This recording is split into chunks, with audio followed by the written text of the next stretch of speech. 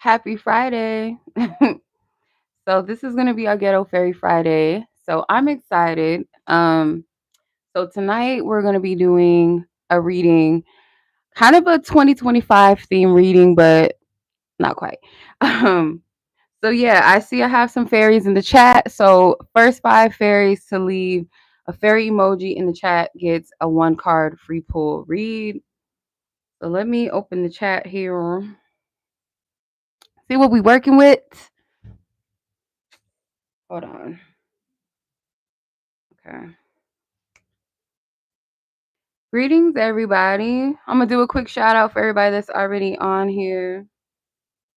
In the world, Deandra, Moonchild, Brianna, and Christina. I have my 5 fairies. All right, Ashe, shout out to you guys. Moonchild, greetings. In the world, greetings. Christina, greetings.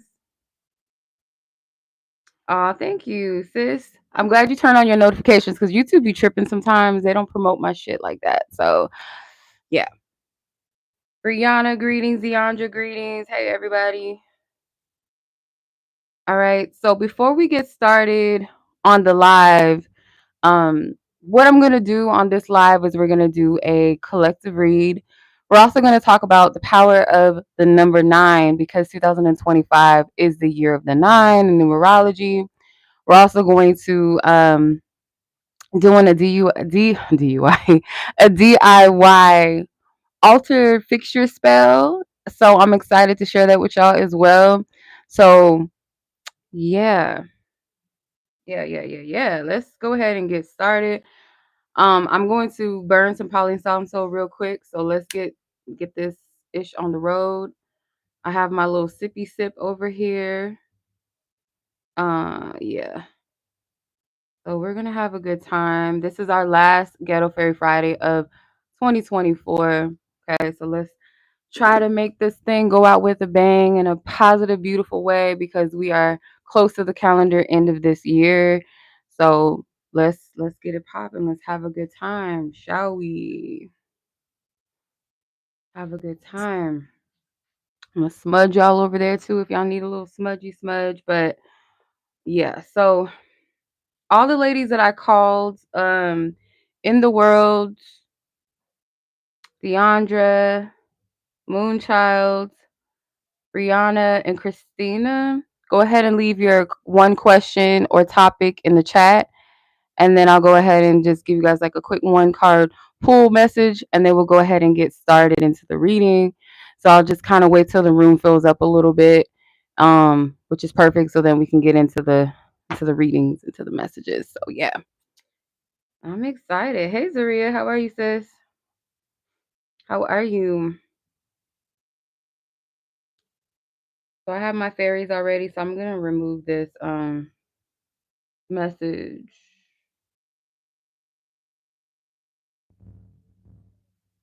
Make sure you guys share this live with your people. Hey Tawanda, how are you, sis? Okay. I see some of y'all topics already.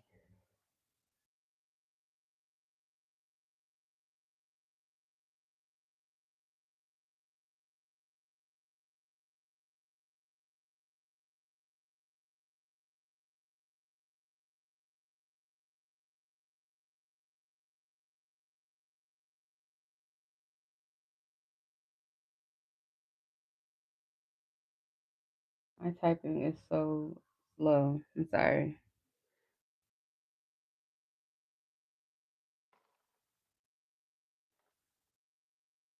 Okay.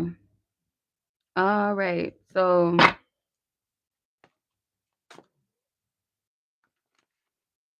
I'm gonna go in order. Okay. So in the world, um,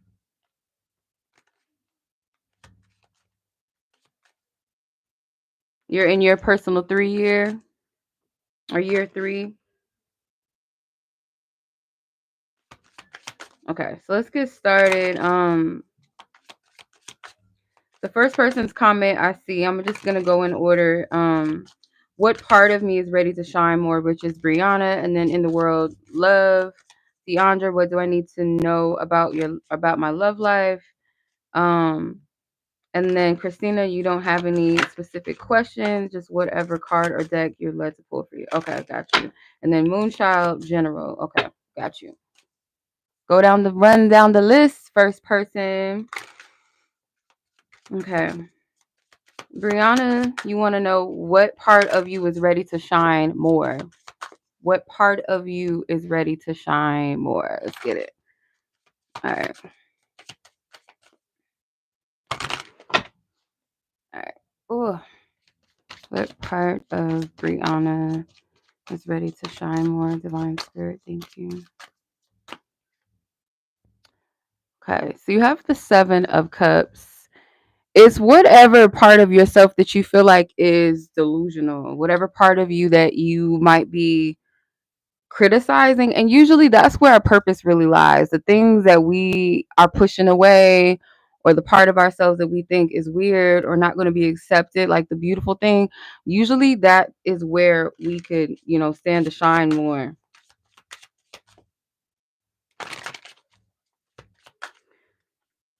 Yeah. The word debauch, I'm not sure how to pronounce this. It's Debauch. Seven of Cups is the card that came out. So whatever part of yourself that you might be stuffing down how you feel, and it could be related to connections that you have, or a connection that you could build. Doesn't have to be a romantic one, but sometimes it's like some of our blessings are kind of connected to other people. Like when two or more are gathered, as they say in the Bible, when two or more are gathered together, there I am in the midst. So it's like it could be something that you have to contribute that connects with what someone else has to contribute, and vice versa, or maybe more than one person. It could also be a fear of lack that's holding this back. But where you can stand to shine is most likely where you are emotionally kind of like stuffing or trying to place away something that maybe you feel like is like unrealistic, or like just a fantasy or a fairy tale.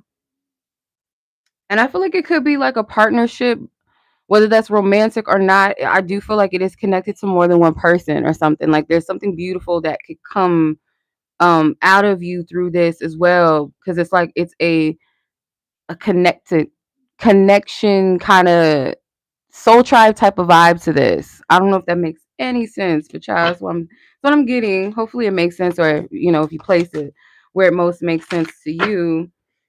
Christine, I'm just doing this for the first 5 people that commented the fairy emoji. So I try to do that every Ghetto Fairy Friday. Give a one card pre one card free pull for five people. So I have my 5 fairies already. And then we're gonna get into the collective read in a little bit. So next question was from love. You just want a topic, one card pull on love.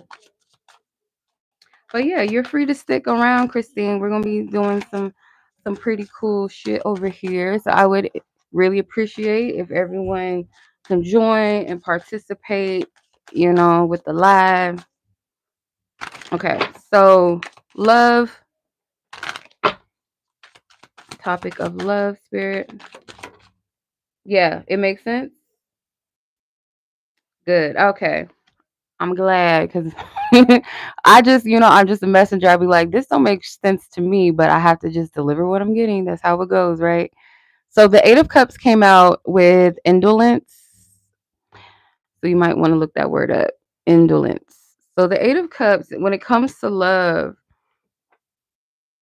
I feel like there's better to come for you. It might be like some things that have left your life, and or you had to walk away and let go of. It may feel like you're on a path to nowhere romantically, or it just seems like wherever you're headed, it's very unclear to you. And there's a little bit of sadness, a little bit of pessimism, but I feel like there's some sort of completion of this. So it's like if there's a sense of sadness, or you don't know where you're going when it comes to love, or is your love life going to get better? It could even be too like, is someone going to return in your life? I feel like spirit is more so saying that emotionally it's time to disassociate and disconnect from the things that do not pour into you, things that do not give you a sense of joy and fulfillment. It's not to say look outside of yourself solely for that, but it's like your connections, or if something emotionally just doesn't fulfill you anymore, to honor that and to seek what is that thing that aligns or what makes you happy, starting with yourself first, like something that you can generate and manifest on your own without someone else contributing to that first or being that spark. It's like, can I spark that in myself? So I feel like there's better to come in the areas of love. It just may not seem like it right now. This feels like almost a close to a completion or closure. You might be more satisfied and more content with where you're at within yourself. Maybe even with some connections that you come across or people. It doesn't have to just be romantically either. But next year might be a little bit more, much more of a lighter energy in this area for you. If it hasn't been in a little while or as recent, I feel like next year will lighten up a little bit for you when it comes to your relationship with yourself and relationship with other people as well, whether that be romantic, platonic, family, kindred, whatever. Okay. Thank you. I appreciate that, Christine. Okay, so that's your reading in the world. I hope that was helpful or gave you what you need. Just that little something something was helpful. Um, Cannot see. Deandra, what do you need to know about your love life? And then Christina, you want to keep it open. Moonchild, you want general as well. Okay. All right. So what does Miss Deandra need to know about her love life? You're welcome, sis. My pleasure. Thank you. Thank y'all for participating. It's fun. I like interaction on lives. I can't stand when it's like ghost town on lives. Like, no, let's talk. Let's interact, talk to each other, like share some positive energy with each other. Like, let's mix and mingle. Love life. What's the energy? Deandra. The King of Pentacles. All right. We love a King of Pentacles sometimes. It could be Virgo energy. You got the Hermit at the bottom of the deck. I just wanted to look at that real quick. So it doesn't have to be like a Virgo person. It could be Virgo season. It could be a Virgo full moon, new moon, something with Virgo energy that might be significant.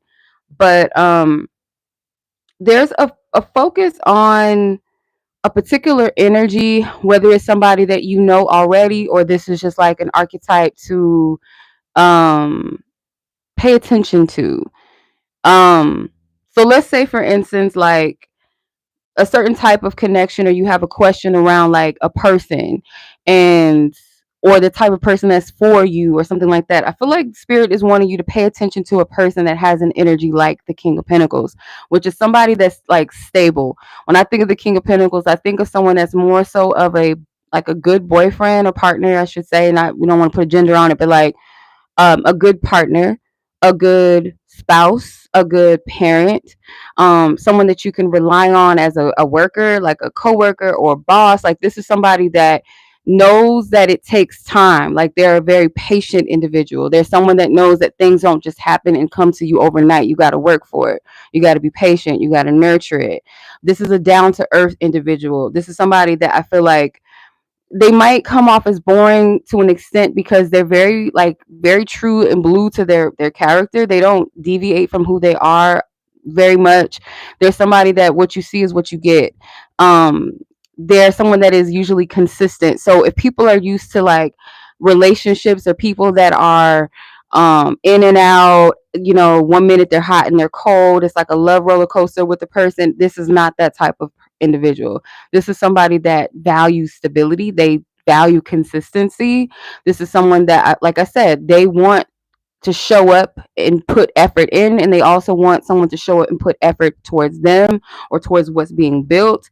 That goes for jobs, business, family situations, lovers, friendships. Like, they want that equal exchange because they give that. They might be a little slow to things at the same time, or this is someone that you can settle down with because you know they're always going to be there.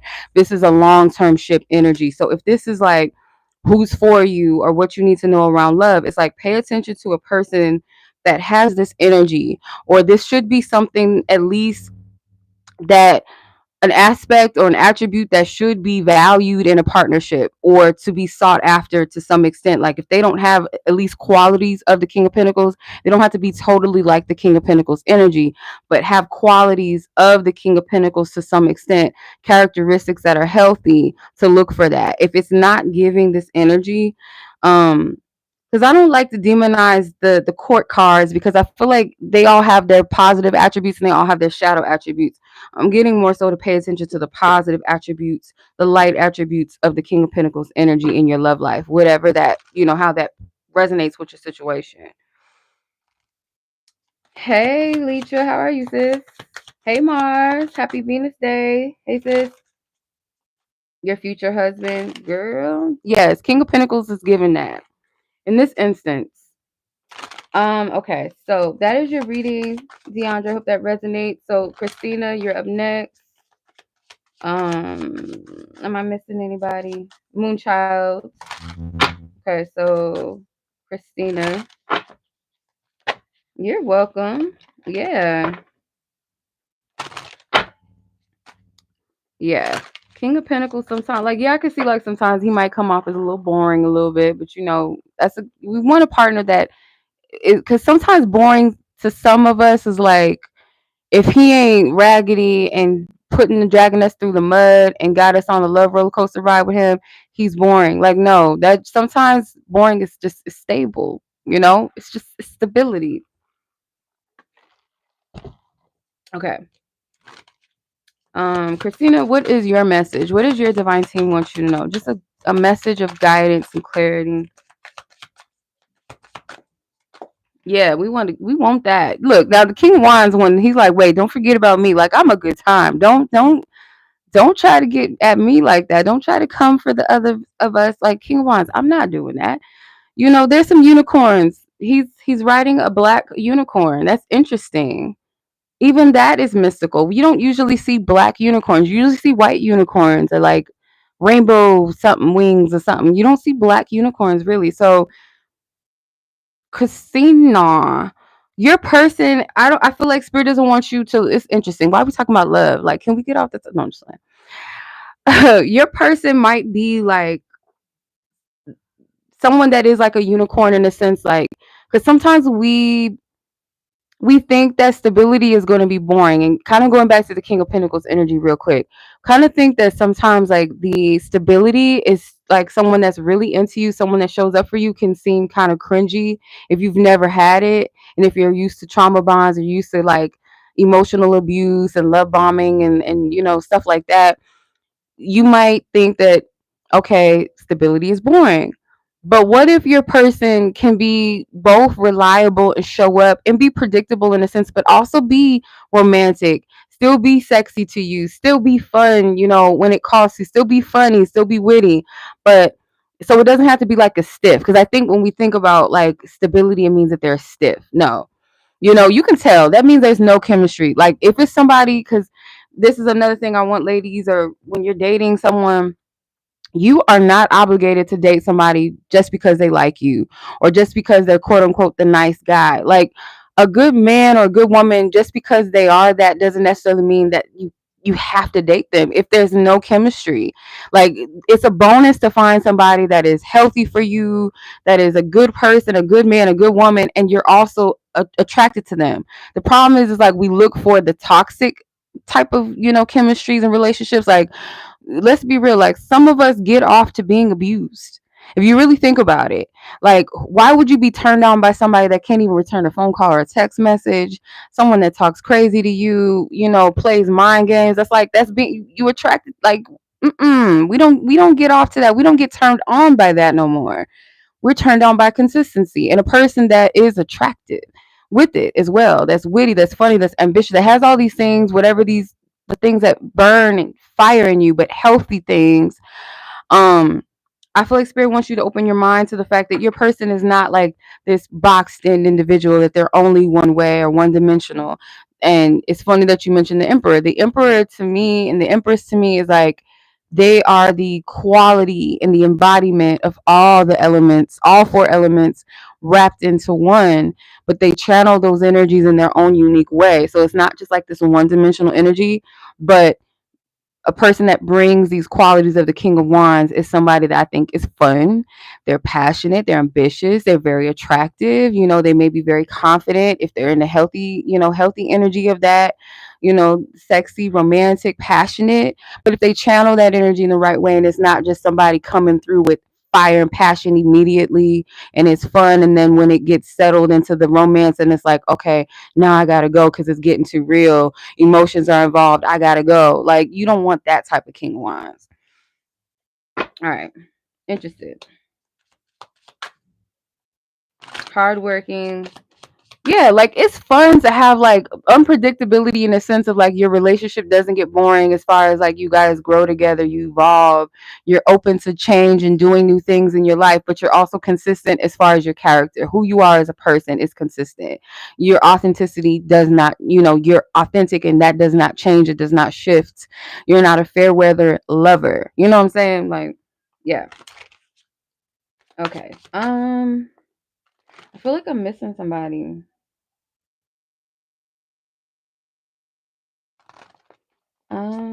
Wait, hold on. Let me see.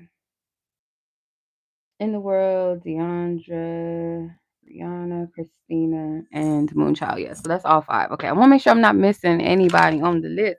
No, I know you, sis. I know. Okay, so let's see what Divine Spirit wants you to know.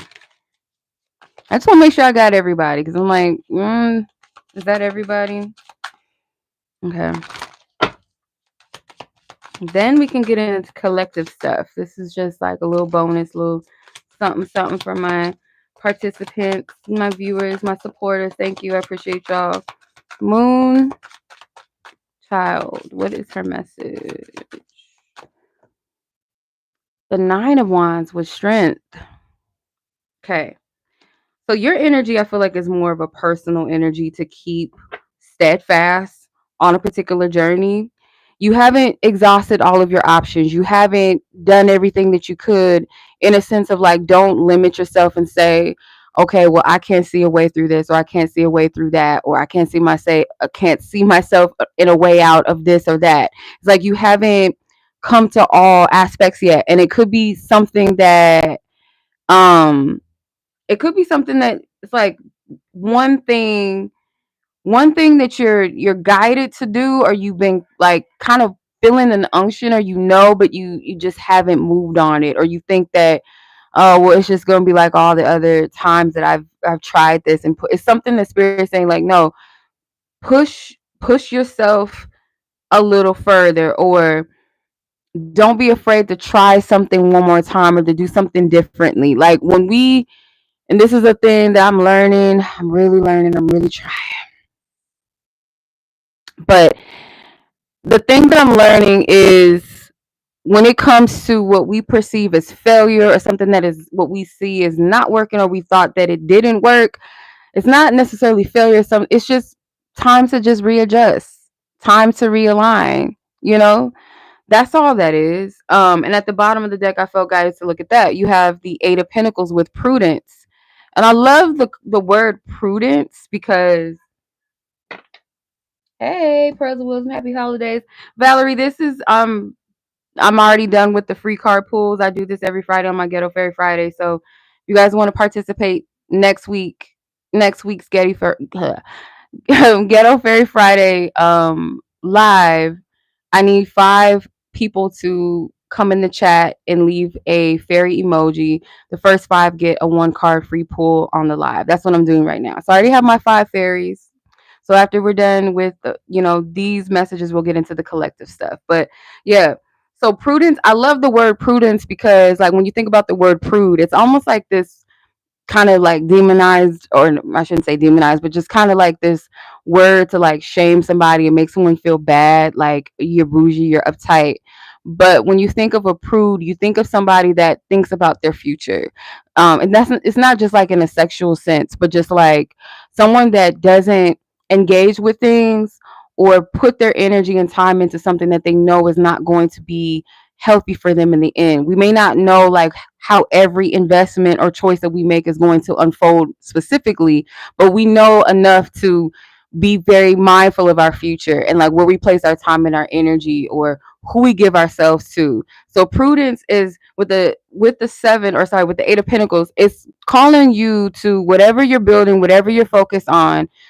Focus on it from a perspective of how is this going to benefit me in my future. I may not know exactly what that looks like, but is it something that is most likely a positive investment for me in my future? And that might be the motivation when you say, I don't know if I should even push or even try anymore. I'm just going to give up. I'm going to walk away. Or I don't know, nothing's working. Could be any area, or this could be something to exercise in any area of your life that you feel this challenge with, and it's like, oh, I just kind of don't want to even push for this anymore. Let me just walk away, or I'm a failure. Like, no, it doesn't have to mean that. You know what I mean? Because there's something that hasn't been um fully tapped into yet, or an option or a resolution that hasn't been seen or approached or revealed yet, if that makes sense. Long story short.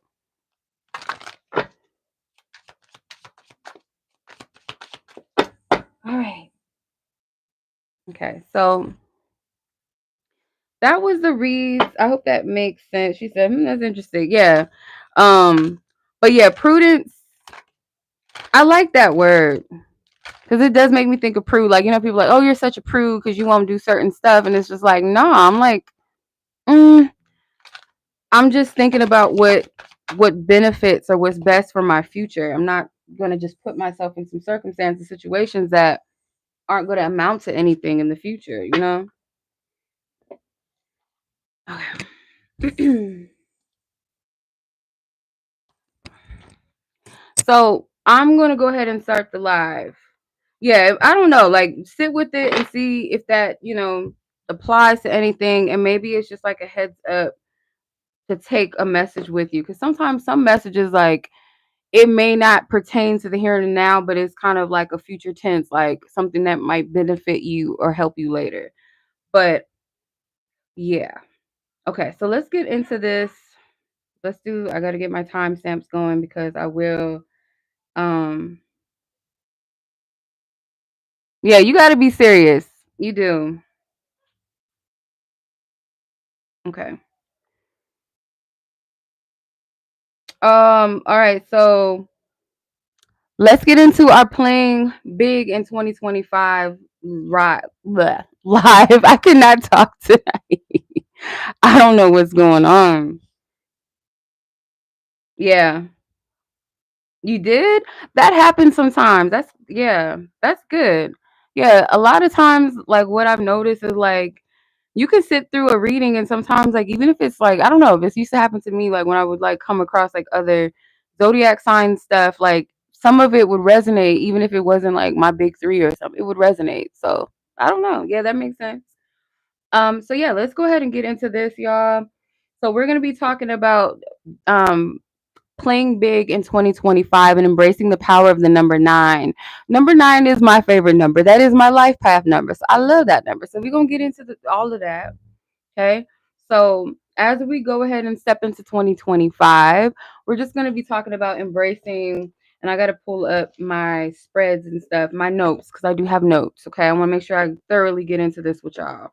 But yeah, so we're going to talk about how we're going to unlock our highest potentials in 2025, which is the year of the nine. So, like, well, I'll get into that in a second. But yeah, so tonight we're going to be diving into the numerologic power of the number nine and how that relates to the year 2025.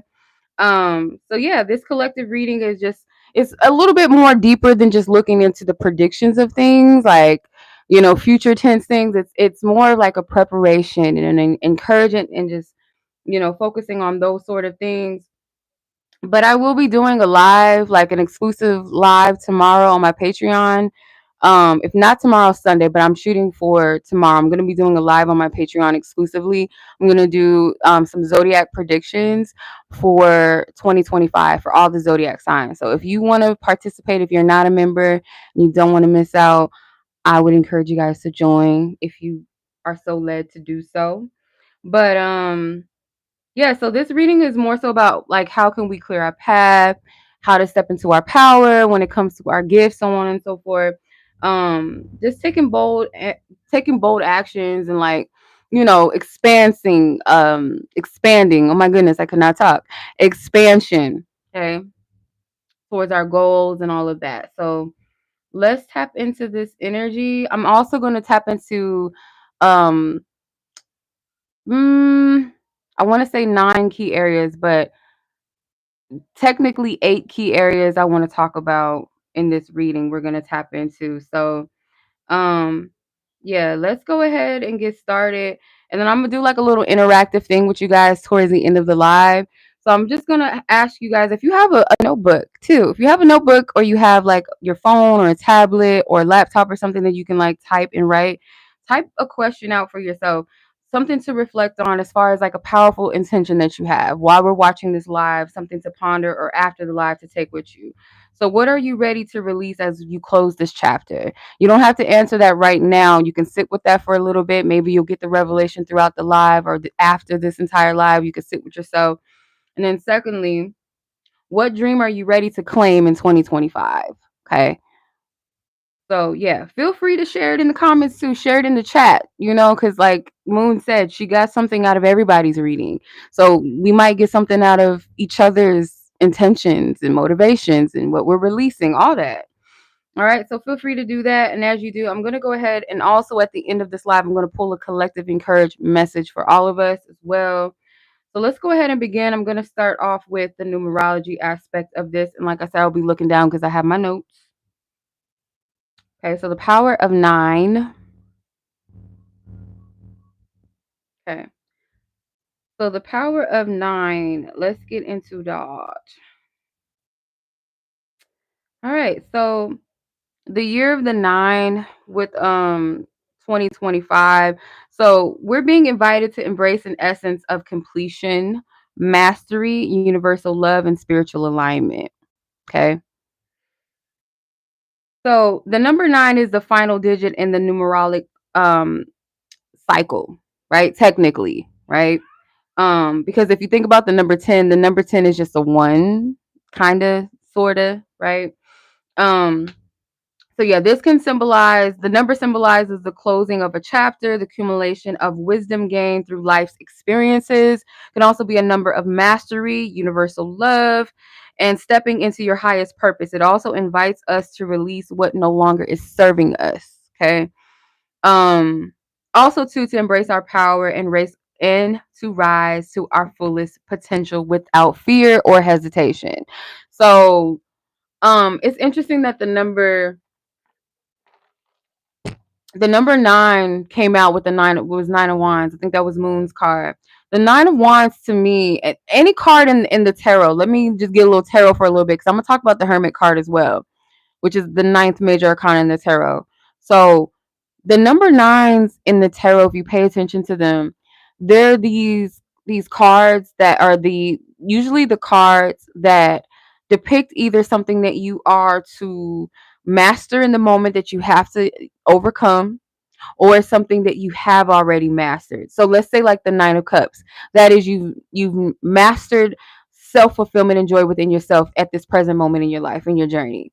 Let's say the 9 of pentacles is you've accumulated all of this good, all these good fruitful things due to the labor that you put in, in the previous pentacles, right? You get to bask in those things. And let's say the 9 of swords is a fear that you have yet to confront or face. It's coming up to the surface so that you can finally master it and face that fear. And the 9 of wands, same thing. That yes, you may have tried and tried and tried again. You may have stumbled and fallen. You may have went through a few things, but you still have the ability to still rise to the occasion. It's not over for you. You still got light inside of you, still have life inside of you. Keep going. So that's how I feel about the number 9 in the tarot. Yes, Ashe to everybody in the world. Christine, yeah, shout out to y'all. Thank y'all for sharing that. I'll read those after the live just to, if you don't mind me sharing with the rest of the chat. So, yeah, so let's get into it, all right? How we break down our life path numbers, because I think somebody asked about this in the last week's Ghetto Fairy live. They asked, how do you find your life path number? So, for example, with this year, we're in the year of the 8. So if you take 2 plus 0 plus 2 plus 4 and break it down to one single digit, you'll get an 8, right? Same with 2025. You'll take 2 plus 0 plus 2 plus 5, and that will break down to one single digit of a 9. So, like with your birthday, same thing. You want to break each, like your month, your day, and your year into single digits and add them up to one digit. And then, if let's say it comes out to like 38, you would be a life path, technically a master level. I think the master life path numbers are 9, 11, and 22. So, like, let's say it comes out to 38. It happens to add up to that. That's 11. Technically, you're an 11 and a life path too, technically, right? So you just want to break it down to one single digit. But some people do get those 11s and those 22s. Those are master life path numbers. But technically, you just want to add them up into two single digits. Or two, I'm sorry, those two digits into one single digit. Sorry. Yeah, so this reading is just going to encourage us how to step um into our greatest selves and stop playing small. So the year of the number 9, I feel like it's going to give us the opportunity to challenge our fears or to actually walk the talk this year or next year, 2025. So the energy of 9 brings a profound opportunity to step into roles as healers. So if you have a life path 9, typically life path number 9 people are known to be the humanitarians, the healers, the visionaries, the sages, the empaths. But it helps us to step into those roles. So it also helps us to expand into the universal heart consciousness too. So like these times are crazy as hell. The times that we live in. So that universal heart consciousness is definitely coming to the fore. Like we got to tap into that, regardless if we're life paths or 9s or not. If you resonate with the energy of 9, um, this is for you. And maybe even if you're a life path 6, because life path 6 and number 9s are kind of similar to each other. If y'all ever noticed, but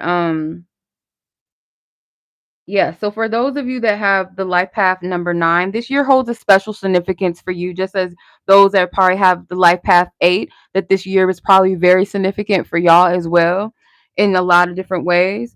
So yeah, if you are a life path 9, you're typically known as a naturally um service person to humanity. You're a humanitarian by nature. That's just what you do.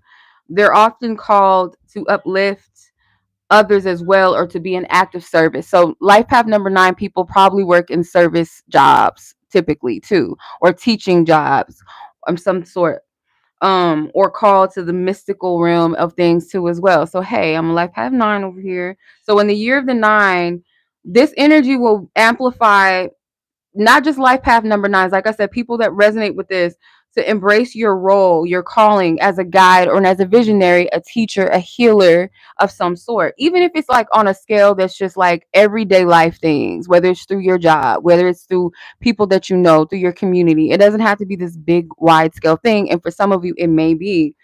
Um, but yeah, so getting into the mastery and completion, you're built for this.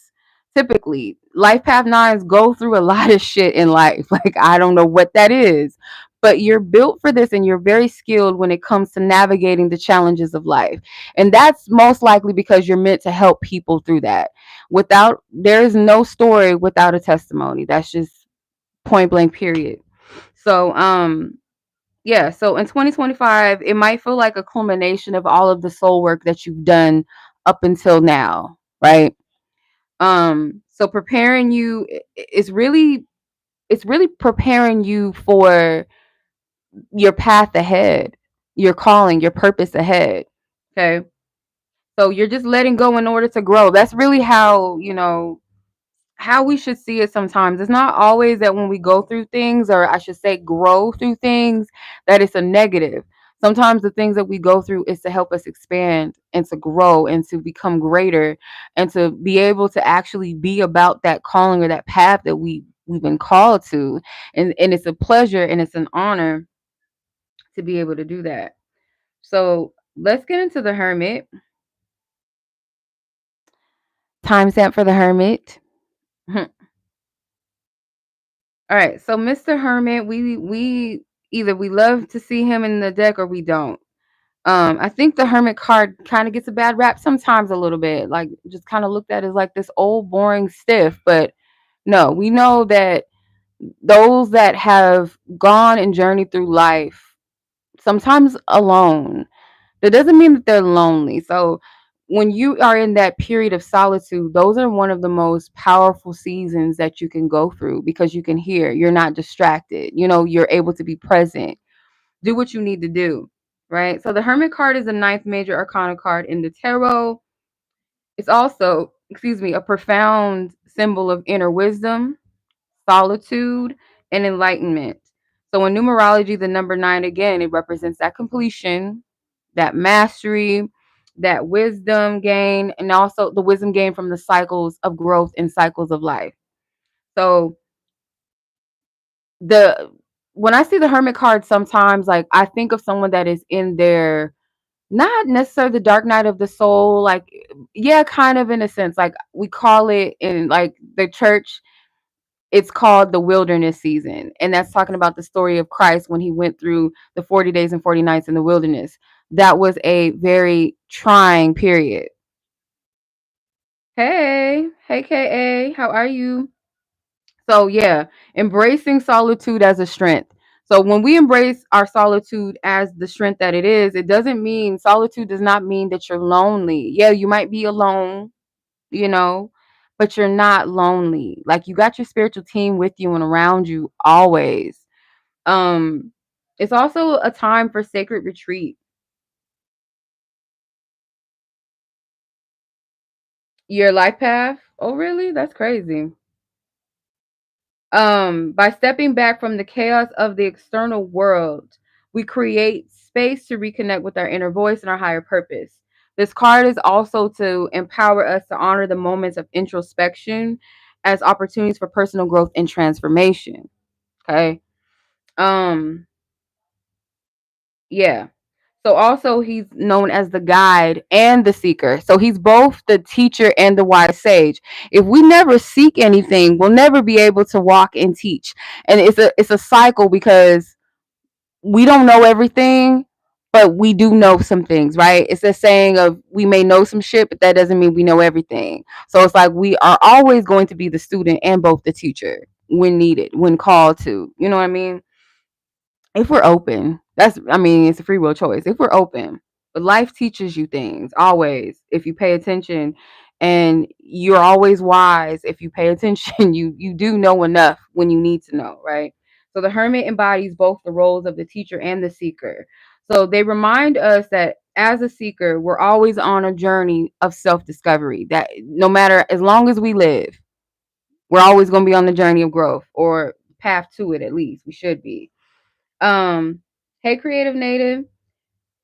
As a guide, our personal wisdom and experience can light the way for others, even when we're unaware of the impact we're making. So sometimes we don't even know what we are, who we are to others sometimes, or how we have helped somebody. Even if it's a phone call with your friend, you might say something that sounds so simple to you and so average and so mundane and ordinary. And this person, it was like everything they needed to hear right then and there. Um, Yeah, so completion and mastery, again, we know that that's the number. It can represent the culmination of our journey, reflect our wisdom gained from walking our path at the present moment that we're in, or the journey that we're in. It challenges us to integrate our lessons and let go of what no longer serves us and prepare for the next phase of our spiritual evolution. Also, the power of stillness. This is not an easy one for some of us. I know it's not always easy for me. The power of stillness. The Hermit reminds us that stillness is also powerful. The true transformation begins when we pause, listen, and trust the divine whispers of our own intuition, God's source, and our divine team. Your intuition strengthens tenfold when you learn to navigate through your challenges, when you have no one else, or whatever, you think you have no one else to call on or look for, or you're just not getting the answers you seek. Most likely when that happens, that is a call for you, like a opportunity, encouragement for you to tap into yourself. Most likely, oftentimes not.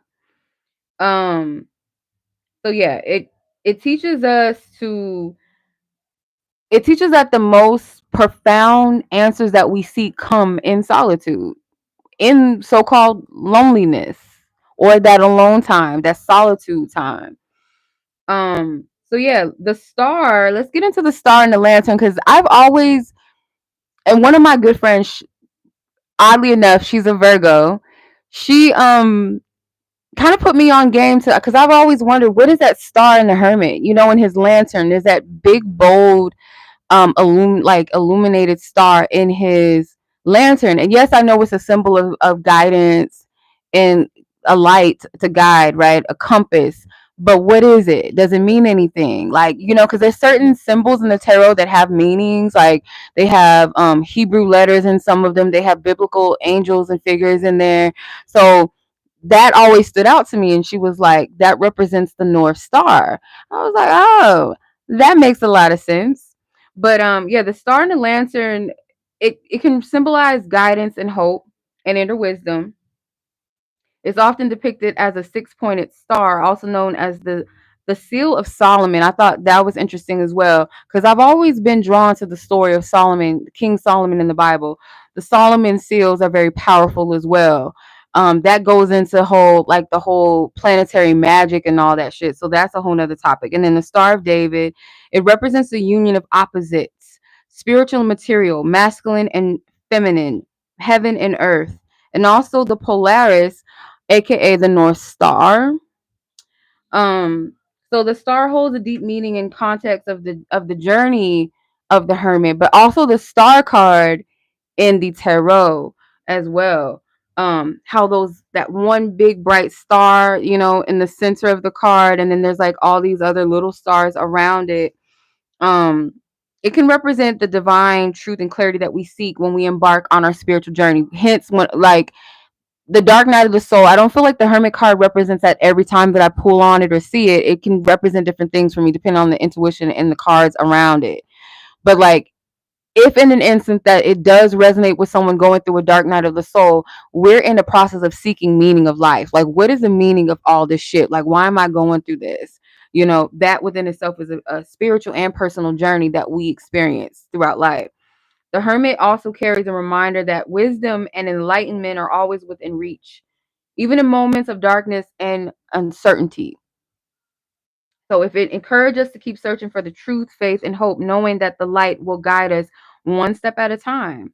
So, the star and the lantern also is an inner compass that guides us. It reflects the idea that true answers come from within, not from external sources, teaching us to trust our intuition and rely on our own wisdom and to navigate life's challenges. The star and the lantern is also a direct connection, again, to the star card. Like I said, it's an elemental divine alignment, hope, and of healing. Okay. So that lantern can also be seen, like I said, as the North Star. The North Star does have like a very symbolic meaning, not just in astrology, but just like life navigation. So in some cultures and some traditions, it represents guidance and direction because, if I'm not mistaken, some travelers would look to the North Star to guide them on their journeys. But it serves as a light for us, a clarity for us. It's also known as a celestial guide. Yeah, a celestial guide. So for travelers, sailors, and things like that. But it can represent finding one's true path in life. I had to study the North Star because I would get it confused with the North Node in astrology. The North, I would get it kind of like confused with that. But the only similarity with North Node and the North Star is the thing of destiny and purpose. So that's the one thing that they have in common. But in a spiritual context, the North Star can also signify our enlightenment and divine guidance. It's seen as a metaphor for connecting with the higher wisdom or the universal guiding energies to trust the process. It also helps to encourage us to move forward on our journeys and our paths, wherever that path may lead us. So ultimately, what we can learn from the hermit is how to embrace the journey that we're on at present, how to embrace our our place in solitude and silence, how to find peace in solitude and knowing that we're still learning, and also find peace and knowing that we are wise we're wise enough to what we need to know. So that path of solitude and self-discovery and spiritual wisdom, to call to go within, to trust ourselves, to trust our journey, to trust the inner truth, trust our inner calling. Okay. So that we can show up not only for ourselves but for others. Okay. Um but yeah, so we're gonna get into the collective reading. I appreciate y'all for being patient because this is a long one. It's such a long one. Um, but I love tarot. That's my shit. I love it so much. It's my shit. Okay.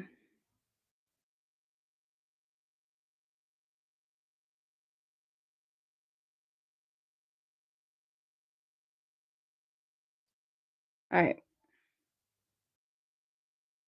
Oh, thank you. Yeah, my shout out to my sis Mamina. Like she's very, very, very gifted. Um, very knowledgeable. So she taught me that about the hermit, and it just opened the doors to me. Like I'm like, okay, I get it. I understand a little bit more. I understand you, hermit. Yeah. um, that's how you do life path. Anybody that wants to know, yeah. All right. So Christina, thank you, or Christine, sorry, thank you for the breakdown, the mathematical breakdown of like how to get your life path. So we're gonna start with the collective reading. Let me get the timestamp on that before I forget. Um. Okay. So let's get started, shall we? Okay.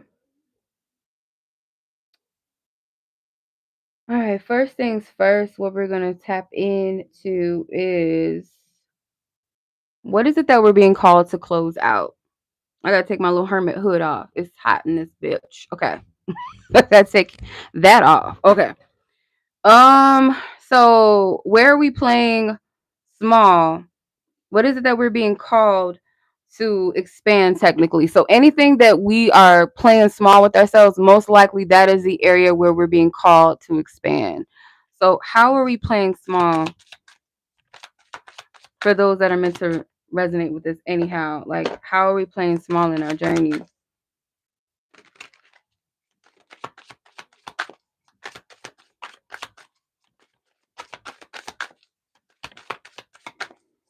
Yeah, absolutely, Christina. That's the hermit energy for sure.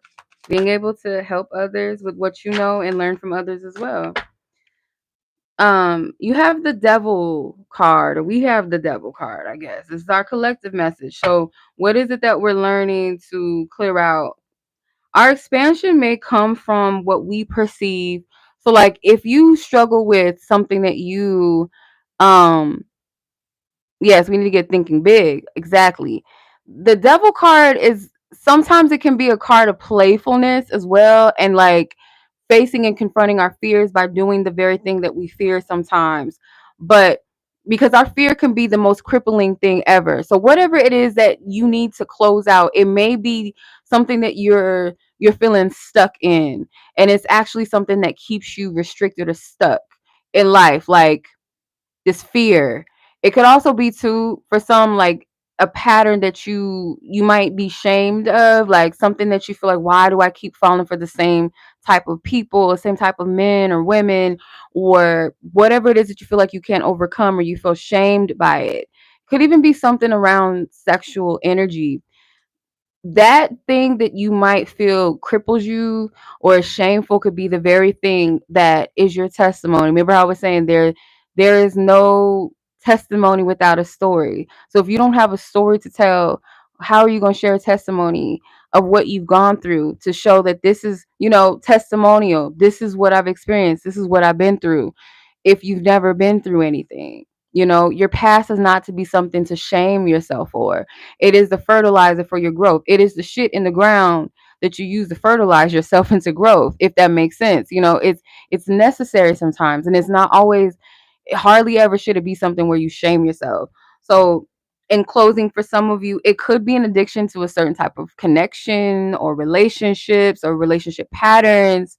um where you're called to expand. There's something in it, and I feel like this can manifest in many different ways because you guys are all unique. Your stories are not all going to branch similar together, or how this manifests or what it exactly looks like. But the topic itself, I feel like you can find your truth in it. And so, let's say, for example, someone that was in a domestic abusive relationship, and that might be a story where you feel I can't share that. That's embarrassing. That makes me look weak. This person did this and that. If I share that with somebody, they would probably look at me different, think I'm weak, think I'm, you know, insecure, or I don't value myself, or I didn't value my children, or whatever the case may be. When in actuality, like that story, that victory, that thing that you went through, it could help someone else be inspired. But not only that, to see like, okay, this person that I'm seeing right now, I had no idea that they would ever go. I'm kind of getting like, what's her name? Tina Turner. Like, if we didn't see that movie, you probably wouldn't have known all that. You probably heard rumors about, her marriage and, the toxicity in it. But to see the aftermath of that is inspiring, but it's like the story to that. The person that found their voice, found their power, found their confidence, found their truth through that. It could help somebody see the warning signs when they're in an abusive situation, because sometimes you might not recognize it off top. You might have enablers that people just stay with them. Like Tina Turner's mom in the movie was like, basically telling her to stay with him because she liked the benefits that she was getting out of it. So it's like you might have those situations where you are scared and you feel like I could lose everything. It may not be that dramatic, but child, yes. Ooh, child. Mm-mm. Ooh, girl, I send you love. Yeah, that type of experience is never fun. It's never, like the dark stuff that we go through, the trials and tribulations, and sometimes we don't want to face it. We don't want to go there because it's very painful. But one thing to never do is to shame yourself for what you've been through, even if you feel like you caused it or you did. It's like, okay, well, it happened. What can I learn from that though? You're not held to your past in a sense of um that's your story and that's all you are. Like, no, you have permission to grow. You have permission to be different. You have a permission to be more than where you left yourself at from your past. Like, you have permission to do that. All right, so inner, where,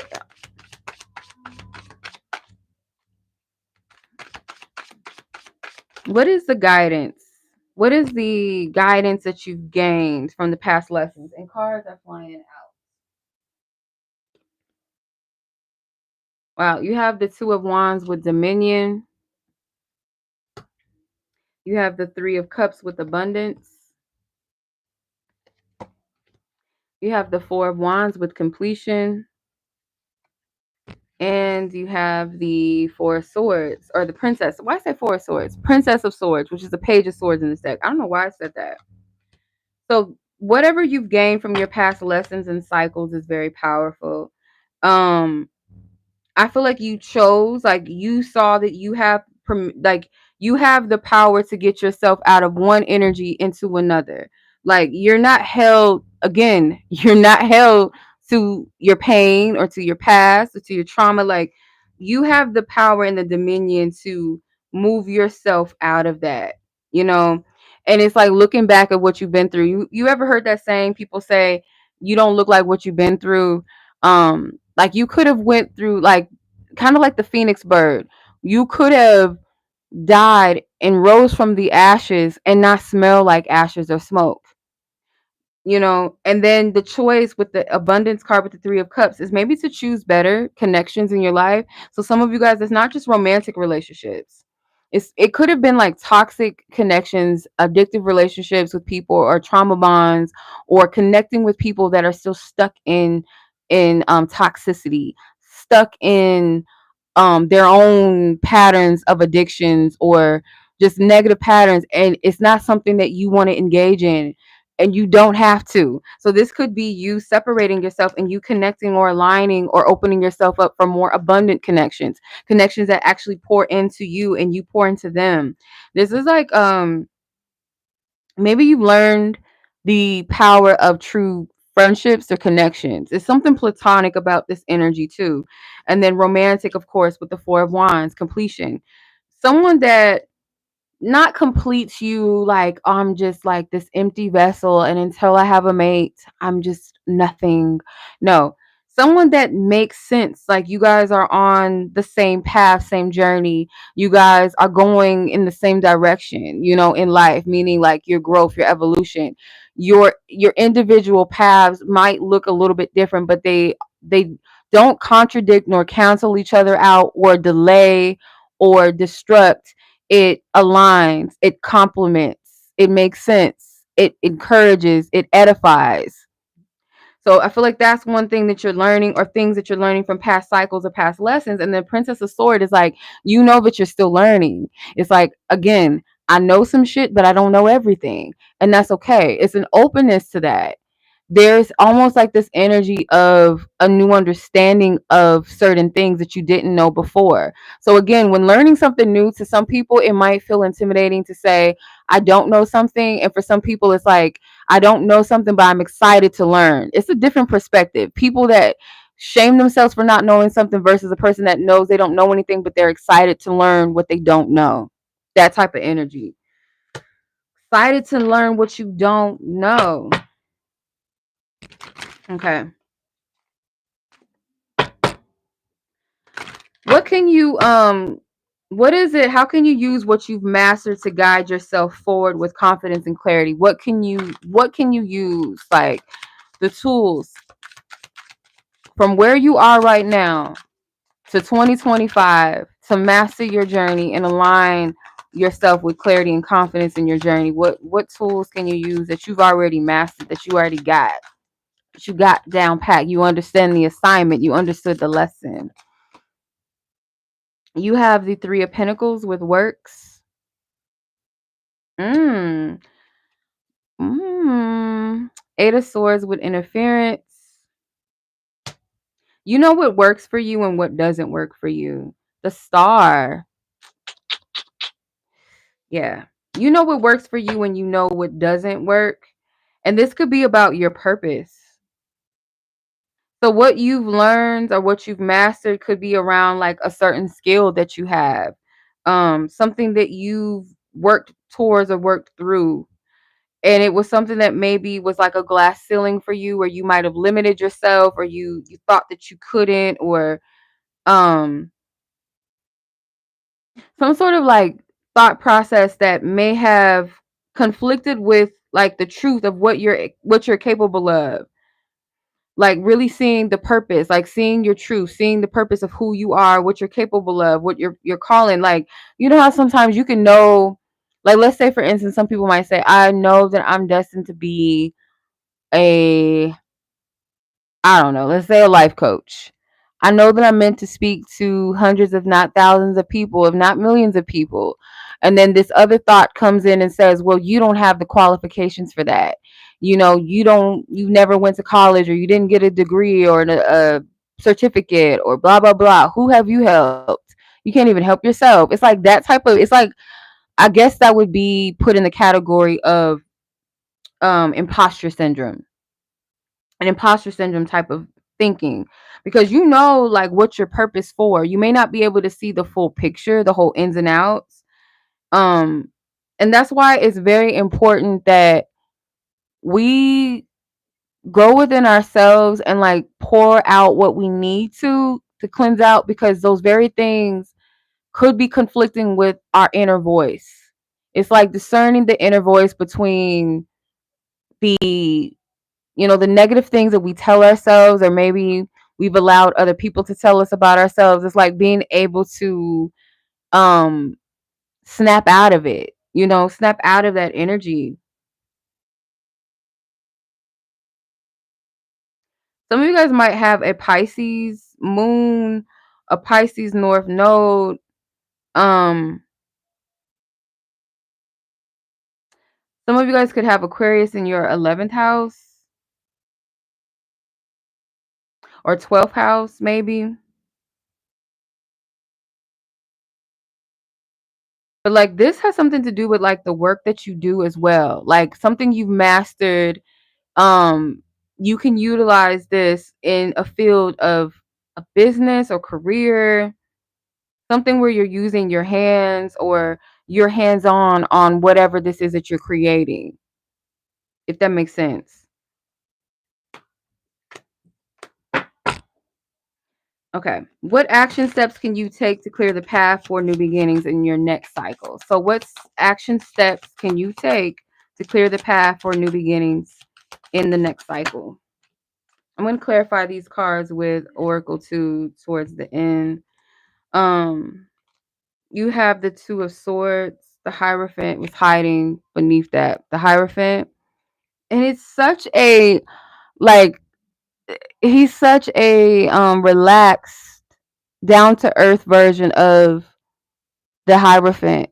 It's a guy somewhere in like maybe at a park or forest, and he's meditating. He has a Star of David. There's something with the Star of David because we mentioned that when we were talking about the power of the nine. There he has a Star of David on his shirt. It has like a baby in the middle of it. So there's something about, I'm getting a lot of messages. Purpose, rebirth and transformation, renewal, a fresh sense of perspective, learning. So some of you guys may think again like you might be um a baby at something when in actuality you're not. It might be that you're a baby to maybe actually stepping into something or fully stepping into it or being more hands on with it, but when it comes to the knowledge of something, you're not a baby. Does that make sense?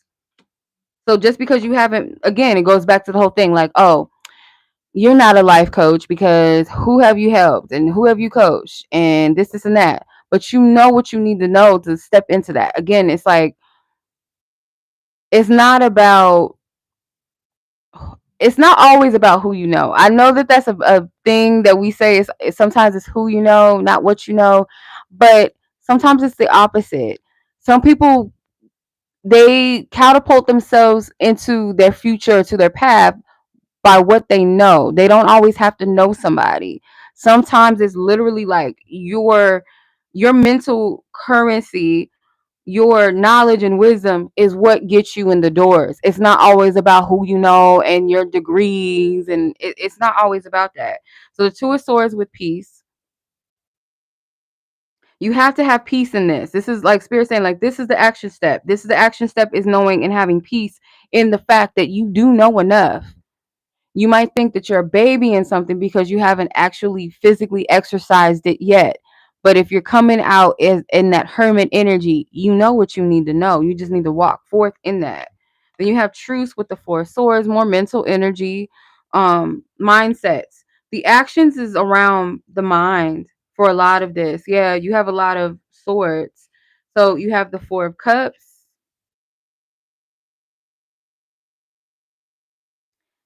Yeah, the action step too is like to say yes to a gift. There could be an energy or spirit of comparison that never gets us anywhere. The spirit of comparison, as they say, is it's the stiller of your joy. When you compare your life, when you compare your gifts, or you compare, or you say what you have, what you don't have in comparison to someone else, like that will keep you stuck in your head. The Seven of Pentacles with prudence or failure, actually. Sorry, I'm thinking about the Eight of Pentacles from somebody's reading had that.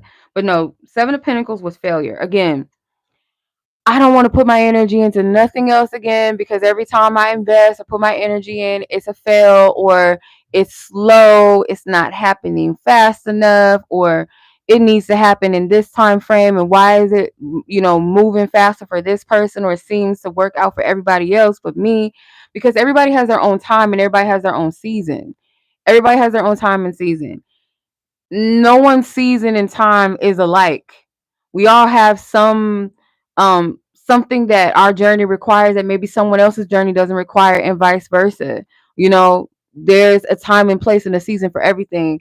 And if you give up too soon before you see the fruits of your labor, and if you give into that mindset of failure, I don't know who I said this for earlier or what the context was, but sometimes like when we perceive as a fail is just an opportunity for redirection and going back to the drawing board and like mastering something, or just redefining something, or figuring out, okay, that doesn't work but this works, or that might work, until you get it. King of Wands, you got to have confidence, and I want to say you got to have godfidence, not con, because when we think of con, it's like faking it till you make it. You're a con artist in that. But when you have godfidence, that means you have not like a God complex of confidence, but a, a inner knowing of divinity of who you are and who you're called to be, and you have confidence in that. That's confidence. And then you have the Three of Swords with sorrow. Yeah, whatever has hurt you, acknowledge the pain, acknowledge what it was. But for the most part, it, and I don't want to sound insensitive, um but it's like whatever has hurt us is something that is now it's gone, it's evaporated into nothingness, and it only exists within us because we keep it alive there. But in actuality, that energy is long gone, it has passed away, it happened. Are you going to allow that to dictate your future? Because you have victory here with the Six of Wands is the last card that came out. You got to know that you're going to win. You have to know that it may not happen, and when our human self wants it to happen and exactly how we want it to happen, but it is going to happen in a beautiful way, and it's going to happen in the way that it is divinely meant to, which is the perfect way that it's supposed to. So sometimes like when we try to manifest too from our ego, we don't get the results that we really look for because we're not manifesting from our true purpose and core calling, or our soul, or our true heart energy, heart, high level consciousness. We're tapping into the wounds. I got something to prove. I need this to manifest by next year because I'm tired of feeling like a loser, or I need to have X, Y, and Z look like this because I want to prove something to everybody else, or I want to prove to my mama or my daddy or my ex and this and then that I can do it, or I got this, or my ex thinks that I'm still stuck on him or her. I want to get into a relationship. And if you're manifesting from that hurry, hurry, hurry up, or that spirit of desperation, you're going to manifest things that don't stick around and don't fulfill you. Because a lot of the things that we're wanting may be out of alignment or out of timing, or it may even not even be things that we actually want, but it's coming from a place of, I think I can fulfill something within myself if I have this. So if you're not content with your life to say like, oh, okay, I want a partnership. There's nothing wrong with desiring love and wanting a partnership in the end. But if you feel like your life is incomplete, or you're nothing without it, or you'll never be happy until you have a person, 9 times out of 10, when you get that person, you still gonna find something that you're not happy about. Get the house, you get the car, you get the guy or the girl, you get the job of your dreams, or I don't know, you sell, I don't know, 100, products of yours, thousands of products. If that doesn't fulfill you, you're still going to feel that emptiness because there's something inside that's seeking fulfillment that you have to learn to generate for yourself. Going back to the Hermit. Hermit energy, I forgot to mention, really is an independent energy. To be able to sit in your alone time with yourself without distractions, without being overstimulating by the world, or when you're seeking answers that you say, I'm not going to run to the phone and call up somebody, or I'm not going to go, you know, get on a YouTube, like we all been there. Come on. I'm not going to go hit up one of my psychic friends or call a psychic hotline or text a psychic, or I'm not going to jump on YouTube and try to find the answers to something else. You're going to have to sit with yourself. And sometimes like spirit has pushed me so many times, like pushed me up against the wall, like you trying to find answers over here. Nope, you ain't gonna get that answer. Nope, it's not gonna come through. And you just get frustrated because you're supposed to seek that inner wisdom with self. You know, that should be the first go to. Hey Ken, hey sis, how are you, Kenya? Yeah, that's your first go-to is within self. But you got to know that you're going to win. And I know sometimes it's not easy. I'm telling you, like the path, the number 9 is so powerful. Also, in a sense, remember how I was saying that life have nines usually go through a hardship in life, a lot of them, to where it's like this energy of just being persevering. But in the end, it sucks and it feels like, why do I have to go through this? Because the people that you're meant to help, and it may even be the quantity of the people that you are meant to help, that it's not, you're just not going through it for nothing. Trust and believe that. Oh, thank you, sis. All right, let's tap into our next section. So let's see, what mindsets will help you embrace abundance and alignment with your highest good? Like what mindsets? Because sometimes we don't think that we're good enough sometimes, or that we're worthy. And that could come from a multitude of things. That could come from trauma as a child, word curses that were spoken over you, just your life circumstances or your environment, seeing other people struggle and thinking that, oh, this is my life and it never works out. Only special people, only certain people, people that live in better neighborhoods have better advantages, or other races have better advantages. And it's kind of like you put yourself in that bubble of discouragement. It could be anything. So let's see.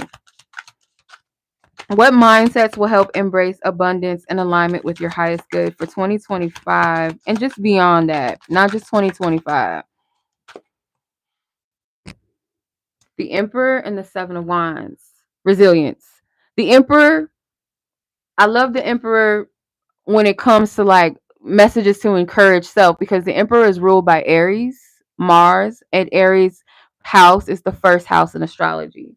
I just feel like something is like pulling on me. That's scary. That scared the shit out of me. My sleeve is swinging. It felt like something was like pulling on my arm. But no. Um, the first house deals with identity. It deals with like our ambitions, how we see ourselves is everything. The emperor is self-governed.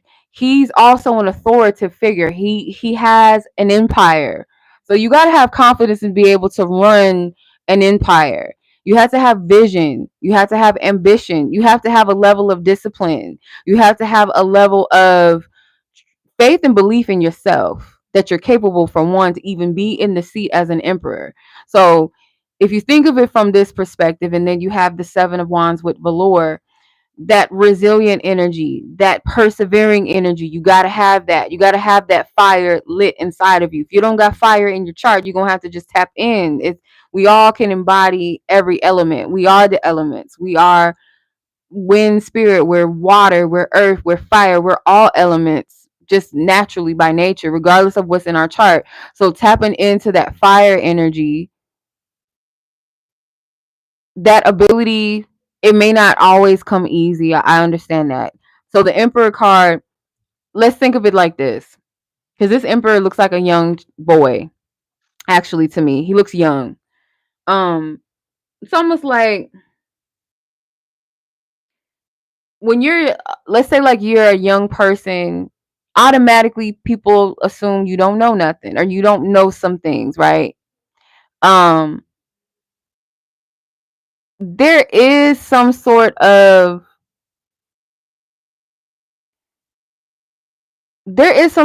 like trigger, or people may have counted you out, or um some people may have counted you out in life, or felt like you didn't know some things, or you are not experienced enough, or maybe when you were young, maybe um people put a lot of pressure on you to be something that you're not, you know. um but the truth of that, like the truth of it is I feel like that's a trigger. It was something that may, I don't know, I feel like it might have been something to encourage you and later on in life to prove, not to them but prove to yourself, that you can and you are capable regardless of what people told you. So that could be a word curse that I was picking up as a potential energy, or it could just be like, you know, it may have not come from a negative place. Like some people only perceive things from their level of consciousness, or for what they believe themselves to be. Sometimes parents will project things that they feel about themselves onto other, other people, onto their children and things like that. And we take that on and carry that within ourselves until we break that cycle. If we break that cycle, right? We have the opportunity to break it. Not everybody addresses it or sees it sometimes, sadly enough. But if you can see that, okay, let me give my parents some grace and compassion. Like, they might be some fucked up individuals, or they might be just doing the best that they knew how and could with what they knew and what they had. And down the line further than that. But I'm going to break myself out of this. This is the glass ceiling that I'm going to break. I hope that makes sense.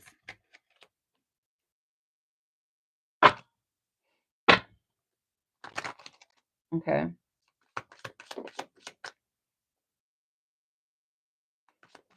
Yeah.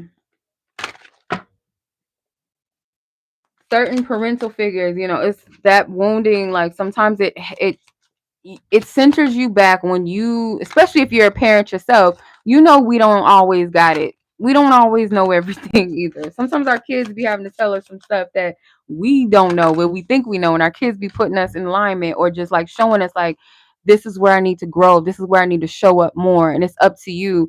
And it helps you to look at your parents and be like, shit, my parents was young when they got married, and they were young when they had me, so I have to give them grace. Like, 20 something year olds have no business having babies, in my opinion.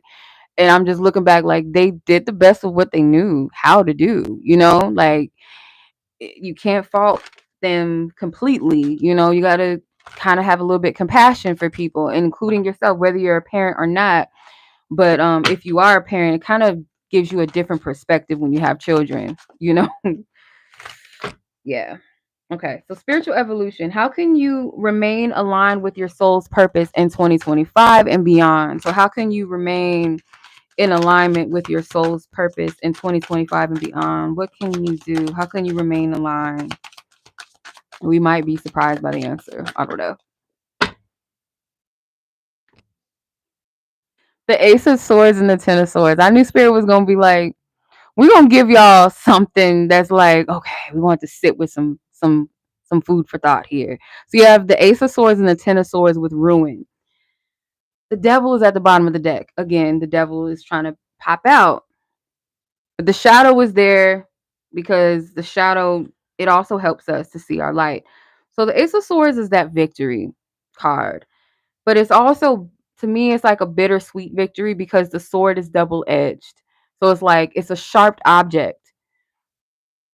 It's a shiny, strong, heavy, powerful object, but it also is sharp and double-edged. So, it's sometimes the truth hurts, right? How to remain aligned with your purpose, your soul's purpose next year and beyond. I feel like the truth is understanding that you're going to have moments where you feel like you fucking failed. You're going to have moments where you feel like you're not doing enough, or you didn't do enough, or you're not good. You're going to go through that. The victory is in the truth that sometimes, like, this Ten of Swords energy, whether it's you perceive an end as a negative thing, or you perceive yourself as a failure or a loser, that sometimes is really about how you gonna get back up. Because the 10, technically, you can say the 10 is an ending within the beginning. Like I said, number 9 to me is more so of a completion number than a 10, because 10 technically is just a 1. And I see that, like, in the vision of my mind, a 1 is like a phallic symbol, and the 0 is the wound, and they're creating energy. They're creating a new energy. They're creating a seed. So when you think that something is ended and died, that it's reached its completion, no, it's just the beginning of a cycle, hence the Ace of Swords. You got to remember that. Life is really until we break a cycle, it loops all over again. But it's not to say that you're not you're not manifesting, or you're not growing, or you're not changing. But some things kind of like that cycle again, where it goes through, when it's like life and death. And life and death can manifest through the physical body, of course, right? We birthed into this life and we'll die, our physical, but our spirit lives on and it transforms. Or we'll have a job and that job will end and a new job will come. There's the death, the birth. We'll get into a relationship. That relationship will go through a change, or it might come to an end, or it might an end of the aspect of a relationship so that you move into a new beginning. A child can be that new beginning in your relationship. It's so many layers to this. How you view it is everything. Is it really an end? Is it really ruin? Or is it just how we perceive it? That's how you stay on course with your soul purpose. Because sometimes it's not going, we got to get rid of the spirit of perfection too. There's no such thing of that. Perfection sometimes is what actually what we perceive in our human minds as imperfect, because it's ever changing, it's moving, it's flowing, it's expanding. It's not in a box. It's not market into a, like this, I don't know, I'm seeing like a factory of chocolates, like droplets, like a factory robotic type of thing. That's not how life goes. Very well, when you don't think you're doing enough, or you don't feel like you're where you're supposed to be, I would say the only thing with that is spirit. I feel like our only requirement in remaining in that space of growth is our willingness to continue to pick ourselves back up and grow and learn. Be open to grow and learn. It's okay to have a human moment and cry and freak out, worry, stress, get angry, get sad, but picking ourselves back up and not giving up on our journey or giving up on ourselves and continuing to show up. You'll see, if you look at all the times that you thought something was over and is dead in your life, even let's start like when you're a little kid. You might have lost your favorite toy and you thought it was the end of the world, and maybe you got another replacement of that same toy or something better, and then you almost forgot about that other toy. Or your first little crush, that person breaks your heart and you're just like, oh, this guy, the little my little first crush, he didn't like me, he rejected me. Or we, kids, they think they in a relationship and then they break up 2 days later, and it's like the most devastating thing you can ever go through at that moment in your life. And then when you look back on it, it was just like a little adolescent thing. It was like, okay. Or that person that you thought you could never move on from or ever get over or live your life, or it was just like that heartbreak hurt you so bad, you might look at that person like they're a fucking loser now. Like, you're like, what the fuck was I crying over that? Like, you know what I'm saying? Like, it's your ability. It's not the things that we go through that we perceive as an end, but it's how we handle it and then moving forward. That spirit is like, that's all that's required. There's no such thing as failures for real. It's really just lessons. How many times you gonna get up and learn? I use this metaphor of the bike a lot recently because spirit put it to me so easily, because that was my, when I was a little kid, I was watching my brothers, my cousins get on their bike, take their training wheels off, and get it like nothing. And I kept falling off my bike, and I was so frustrated with myself. I'm like, what is wrong with you? Why can't you ride your bike? Like, what is wrong with you? And it was fear. It was the fear of me falling and getting hurt that I kept falling, and then probably scraped my leg a little bit, to the point where like you keep doing it until it's like second nature, and then you over here riding your bike with no hands and shit, and going down hills with your bike. And then if you have that possibility that you fall, you just laugh and you get back up again, be like, oh, we fell in the grass, instead of that fear that it initially was. That's all the spirit requires of us. It's not about, oh, everybody else got it the first time and you didn't, or you're learning to ride a bike without the training wheels now and you still ain't getting it. Like, what's wrong with you? Why didn't you didn't learn anything from what you did last season, or the thing that you're supposed to outgrow, you still doing the same shit, and you get frustrated with yourself. But it's like, you gotta get back up and keep moving and keep going until you've mastered that thing. That's all that is. All that is. Yeah.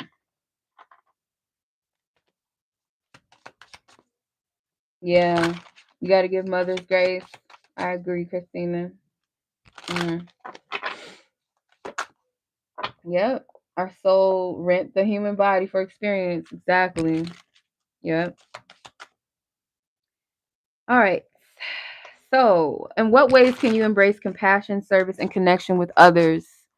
Um, moving forward, 2025.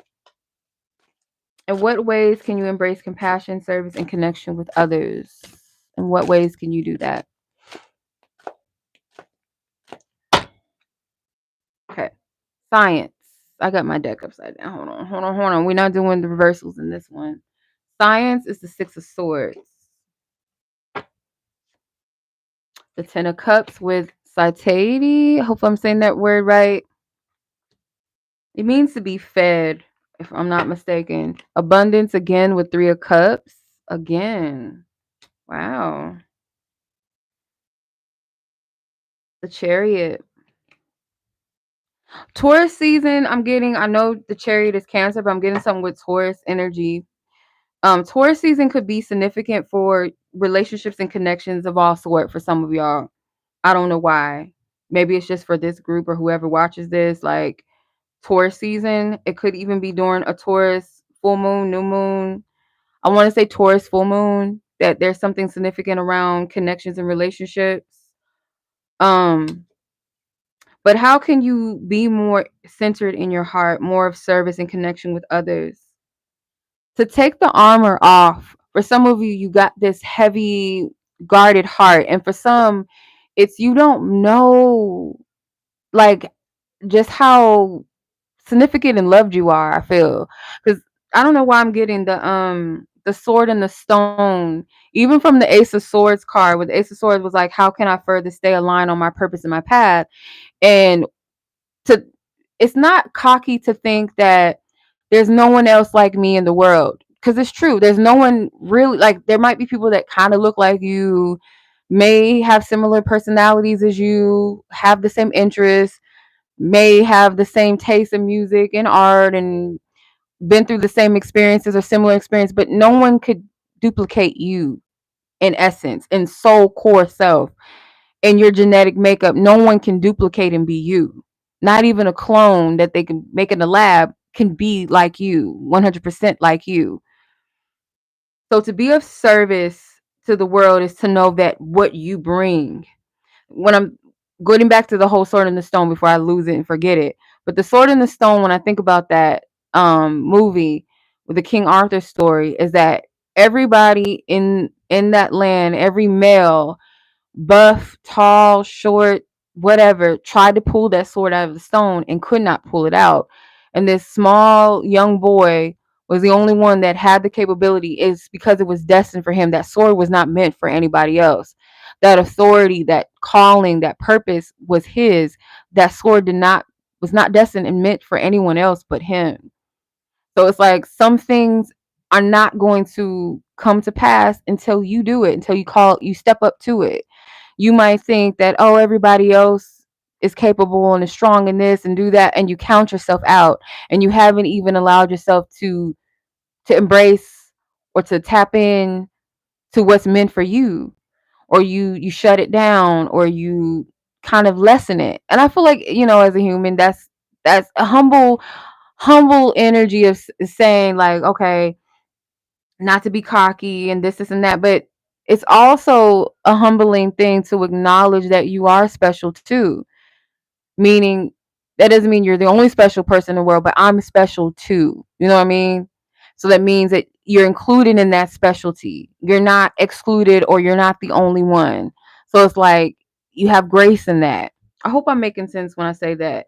Because there is beautiful connections if you allow yourself to fully show up. And I feel like both in romantic love, there's beautiful energy in here, whether you're single or not. And there's beautiful connections, friendships, dynamics as well that already may exist in your life and or will come. These connections feed you and you feed them. It's a mutual exchange. A heavy emphasis on the why am my throat trying to clog up? Heavy emphasis on the romantic energy. I'm getting like a very supportive energy, a very supportive partner, very supportive friendships. There's no egos. There's no where I'm better than you or you're better than, there's no some ladies, I know y'all know. Some friendships be dealing with that and I can't get with it. The whole competition stuff, the sneak dissing and the gossiping about each other behind your back, the jealous, like, time out for that. Like, when we gonna outgrow that? Like, that is too much. So what I see with this is like there's none of that there. It's like I can celebrate you, you can celebrate me, we can celebrate each other. Like there's no discord and separative energy. And if so, I'm getting by Taurus season, you're gonna separate yourself with some motherfuckers, okay? There's integration and there's a separation, and I'm getting a heavy energy around Taurus season or something with a Taurus moon energy. Maybe you are a Taurus moon for some, or just like it could be around a Taurus full moon or new moon, but I'm getting full moon, if anything, or Taurus season. There's separation, there's integration happening around that time. Like there's a clearing out, but it doesn't seem abrupt, it doesn't seem dramatic, it doesn't seem painful as much. It kind of feels like a peace or an ease, like my peace means more to me, I don't have time for this. So yeah.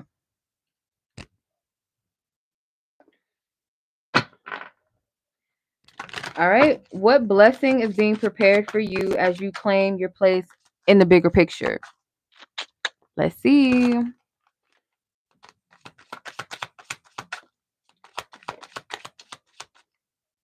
Yeah, the girlfriend show is crazy. Like, it's funny how like when you go back and watch stuff as an adult and you see how toxic it really is. Like, girlfriends, they really were like something else. They was a mess. Like, it was a lot of competition energy. It was a lot of like, child, we ain't doing none of that. Some of the romantic movies that we like gawk over, some of them like Love and Basketball, child, like you can miss me with that storyline.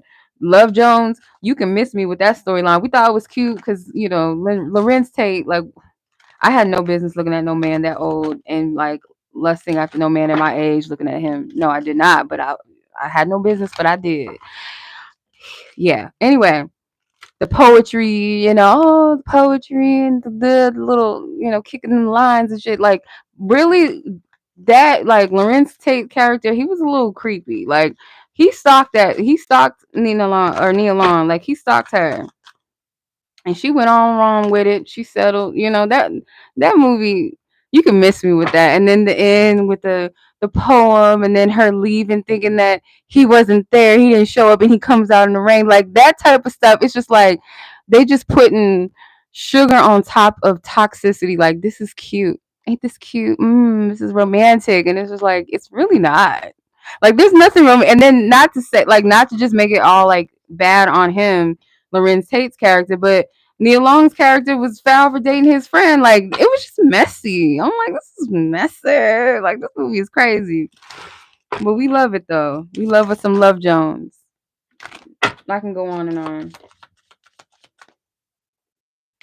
Yeah, I liked a lot of grown men when I was like on TV, not in real life. Like I like boys my own age in real life, but like on TV and stuff, I was like, oh no, we should not be looking at grown ass men. No business. All right, what blessing is being prepared for you as you, let's see, what blessing is being prepared for you as you claim your place in the bigger picture? What blessing? The Queen of Swords.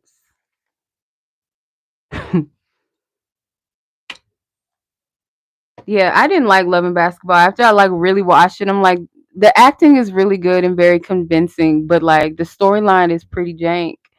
And I wanted better for Monica. I did. I wanted better for her in the end. I'm like, why? Why y'all do her like that? Death and Rebirth. Don't let me get into the Best Man now. I'm talking about all the black movies, but there's some other other films too that I can go in and be like, that was not romantic at all. But we're not gonna go there. That's a whole nother topic. Death and Rebirth is here. So the blessing that is being prepared for you as you claim your place in the bigger picture is, remember I was saying that phoenix bird, like you don't look like what you've been through. You don't smell like ashes and smoke and gasoline or whatever. You don't smell of that. It's a very beautiful rise. It's a very beautiful, I don't want to say exploitation. It's like a, yeah, manifestation, but just like a vision of a person, like people can see this. It's something that's internal. It's an internal transformation, but it's also something that people can see. Like you've grown, you've changed, you've evolved. or people that never met you, don't know you, they see you as like it's like someone that like is empowered, somebody that is self-assured, someone like they would have no idea of the things that you grew through. They would have no idea. No freaking idea. I want to pull more. Let me see. The Princess of Swords again, which is the Page of Swords. So as the Queen of Swords, it's going back to that metaphor. I love how Spirit brings things back around. But like, yes, I can be the teacher, but I also can be the seeker or the student as the Princess or the Page of Swords and the Queen of Swords. The Queen of Swords still has to work on maybe opening up, because there could be for some of you like your partner or a partner is going to come through and maybe remind you of the growth that you actually are in. It might take that, because for some reason I'm just getting like some of you, you can know to a degree or a certain level like your power, your confidence, your gifts, your talents, like what you bring to, what you contribute to this world or to life, but there might still be a little bit of a shadow over that, like not fully embracing it or fully knowing it. And granted, you've been through a lot of shit. Yeah. Thin line between love and hate. That movie is crazy. He got what he deserved. Can we just say that? You know, I'm gonna clarify these cards. But yeah, the love and what's it called? Thin line between love and hate. I will say though, she had a choice not to mess with him. I think she knew he was a piece of shit, but she liked the attention and she got herself into some shit that she shouldn't have. She was already wounded, bruised, and broken and crazy, and then she let this player, you know, fuck with her head. That's a good movie though. I love Martin Lawrence. He's dumbass. He's funny as hell. But like that movie, like you gotta be careful messing with them crazy women now. Okay. Let's see. Crazy men too. Like yeah, but that lady in that movie, she was crazy as shit. Really crazy. All right. Lynn Whitfield. And stop. Ooh, you got Horus with manifestation vortex. Belief makes manifest. Thoughts attract and create.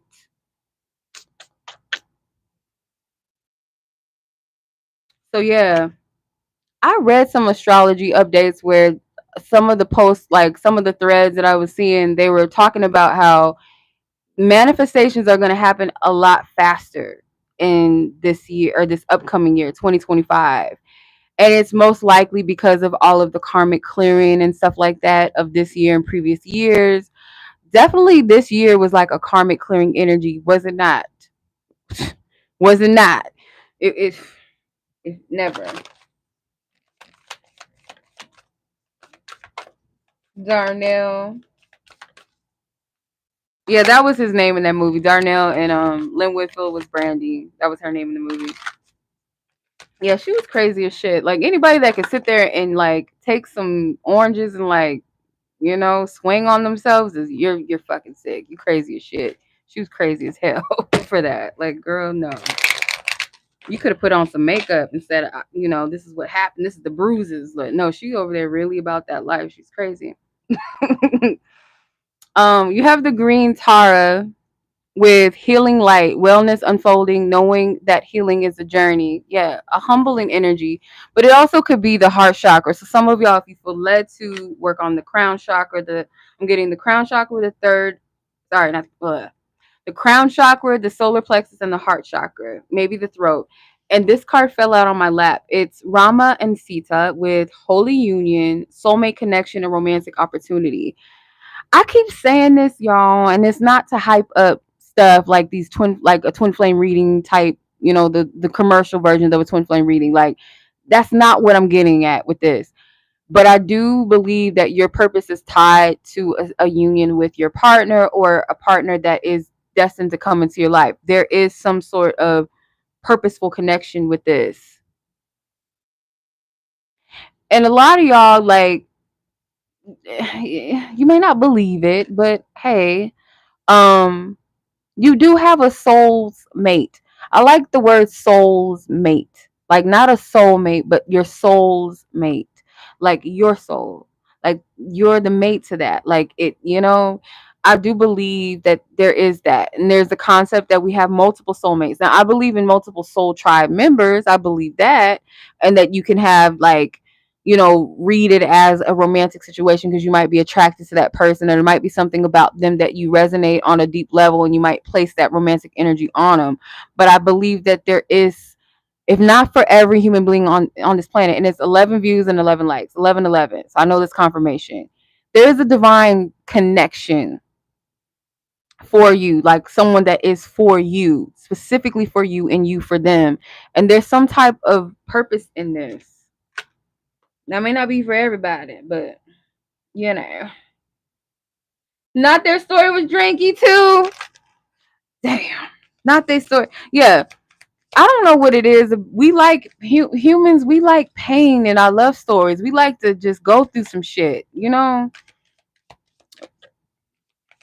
I was just talking about this with one of my friends. We was talking about The Notebook. Like that movie is sweet and stuff and enduring, but there are some parts in that movie where it's just like you got side eye. But we're human and we have ways about us. We do.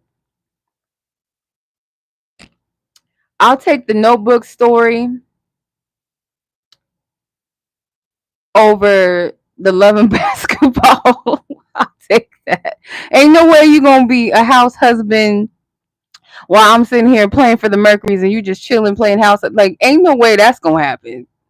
If I was to play in the Mercury or play basketball, like, there's no way in hell.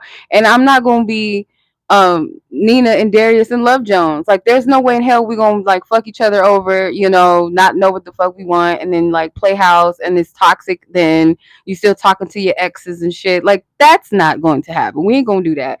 You can chase me in the rain all you want and talk about how we gonna do this. We just gonna make it happen. Like, that just sounds like a setup for fucking failure. Like, it just, she got her life together and you tell her, oh, we just gonna figure it out. I don't care. We gonna make it like, okay, let's see.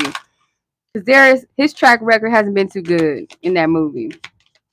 It just wasn't.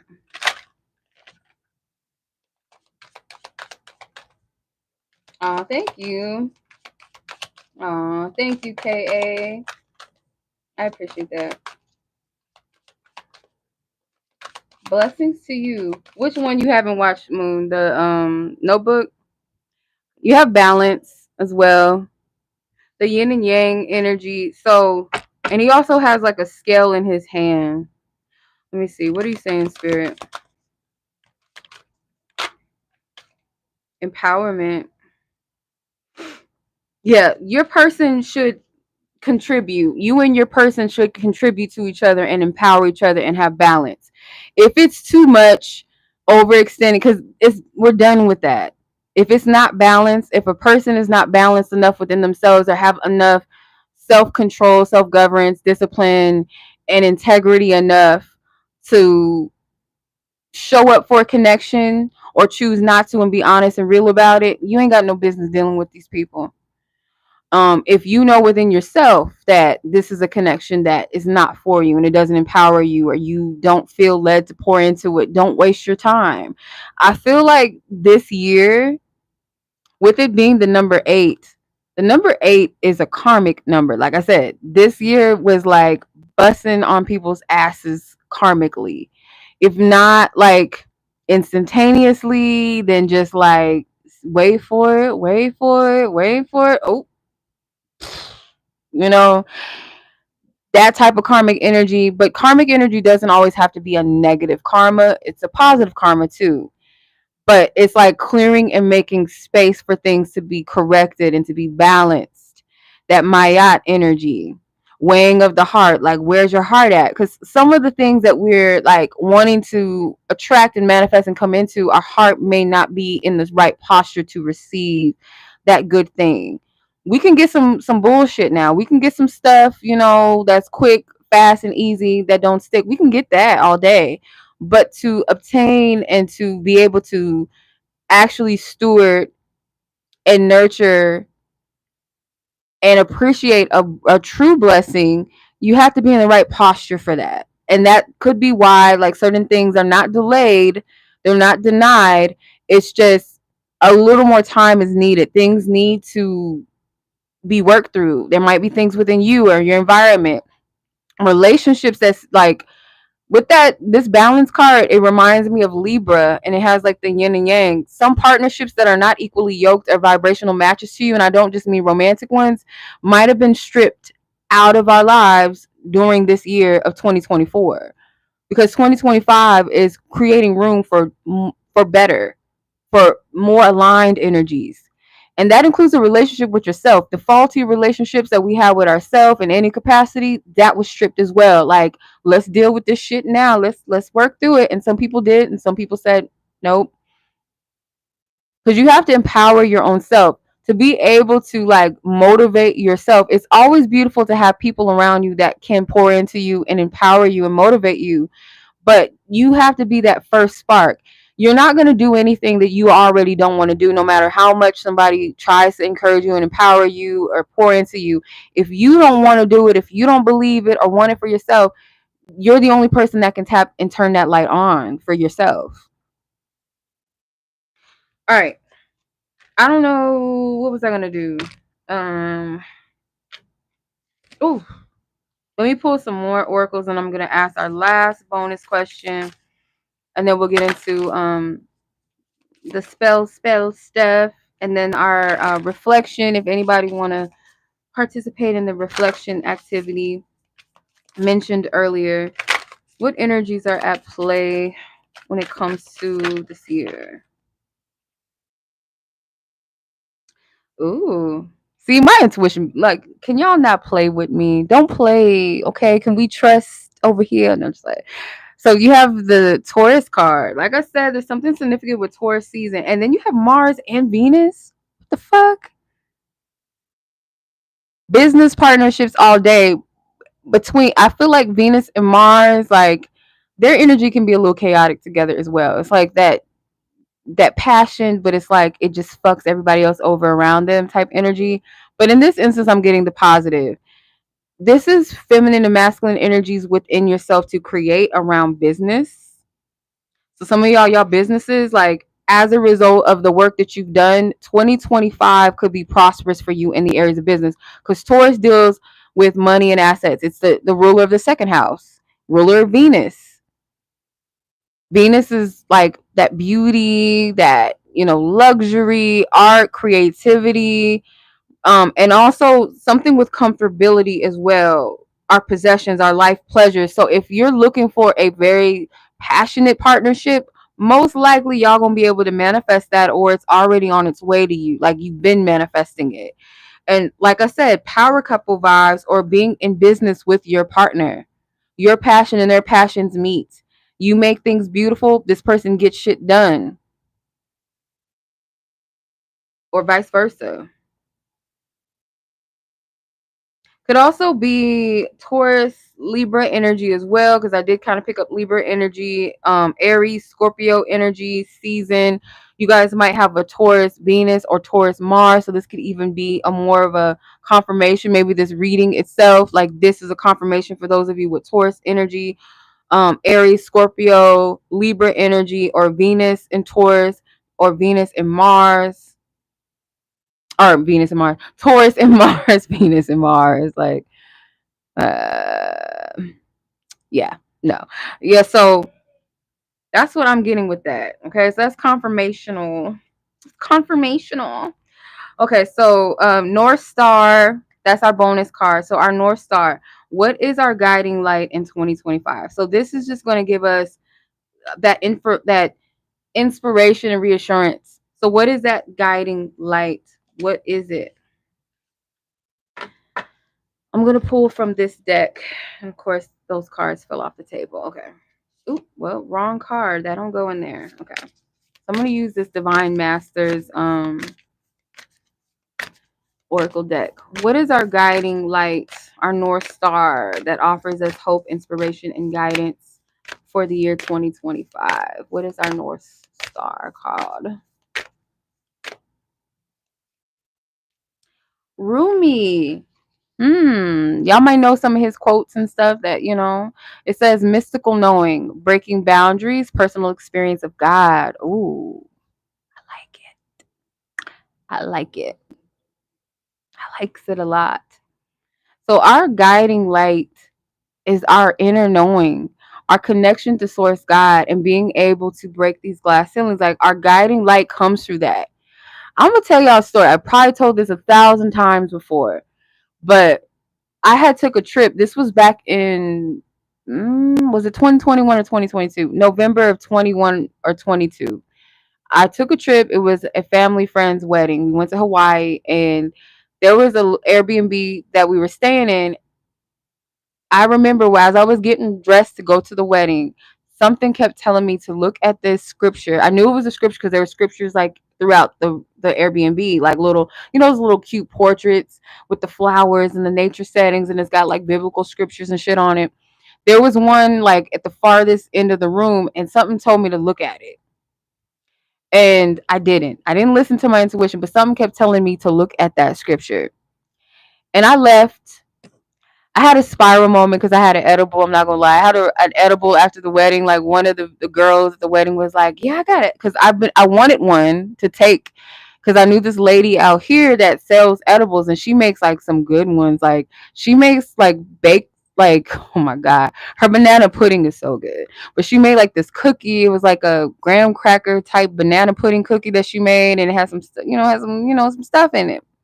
Anyway, I didn't get none. So when she was like, "Yeah, I have an edible," and I took half of it, I didn't even take all of it. It was like a piece of candy or something. Bitch, I was like, not. Mm-mm. I was not in a good place.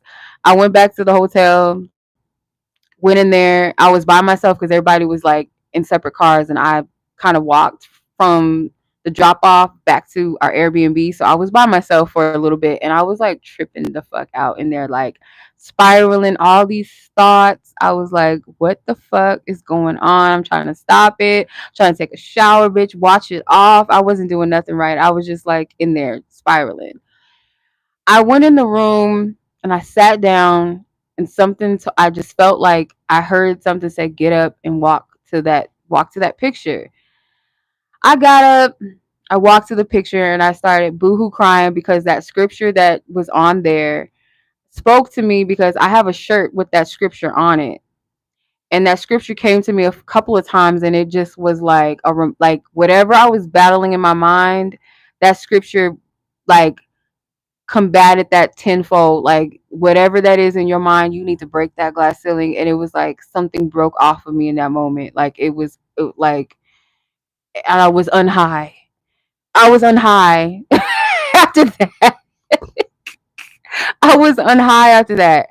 I say that to say, like, sometimes like we have moments of spiraling where we can experience God essence source presence in the most craziest moments in time, and it hits you in a profound way that it's nothing. That's why I say like God may not mean the same thing to everyone. It may not, like, to me it's not like this biblical sky daddy God. Like I don't resonate with that part of God. I feel like God is way more just infinite than that. Like I can't put it into words, but I know that there is a divine source that is with me and with people and everybody and every motherfucker there. That shit was crazy. Needless to say, that will be the last time I have an edible, I think, like that. Because the other time I had a spiral around that time too, and it was like a Scorpio full moon or some shit. It was a lot going on that time. I'm like, bitch, why the fuck did you take this? Where you're at right now with yourself, why did you take that? You shouldn't have took that. And I took it, and I was crazy. I was like spiraling, like what the, like in my room, like just questioning every motherfucking thing in life. Like, you know how sometimes people just they don't come back from that. But thank God I came back from that because that was crazy. It was a lot going on. Sometimes they do. Like some people have different experiences, and the lady that was giving me the banana pudding, which that was like the best sleep ever. I don't know what that was, but she said it was like a distinctive difference. I guess she said some edibles are like uppers and some are like kind of like downers. So the uppers sometimes, I think she said, have people like tripping and shit. If they're not, like, that's with anything. Like if you're into like taking trips, you like that type of stuff. I had an experience with that as well. It wasn't the best, but mind you, like the environment I was in wasn't the best.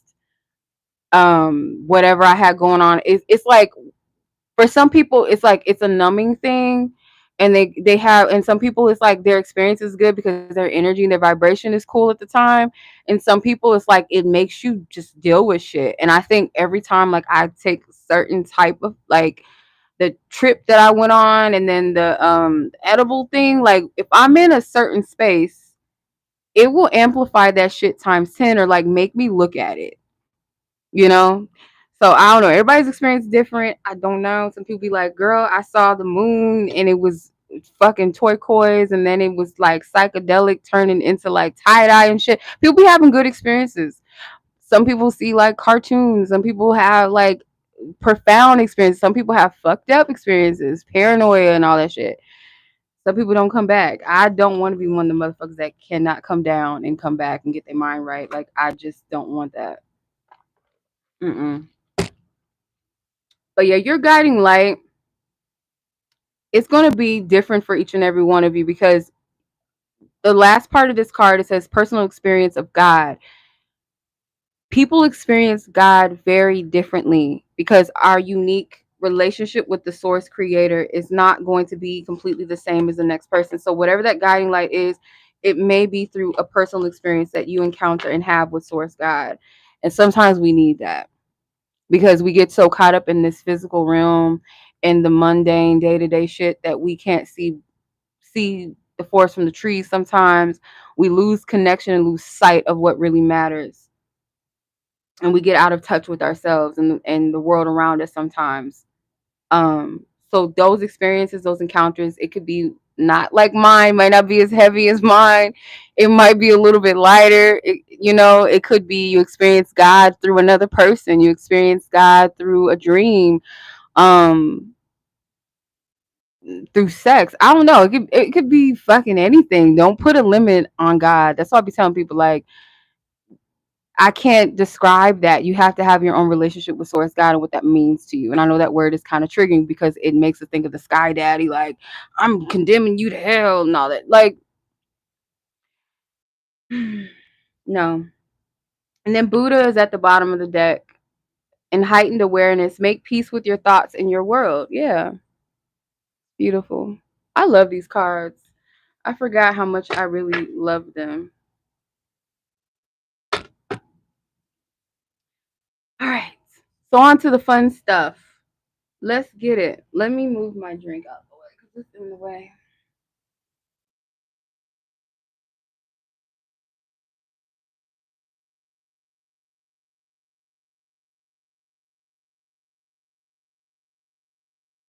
Okay.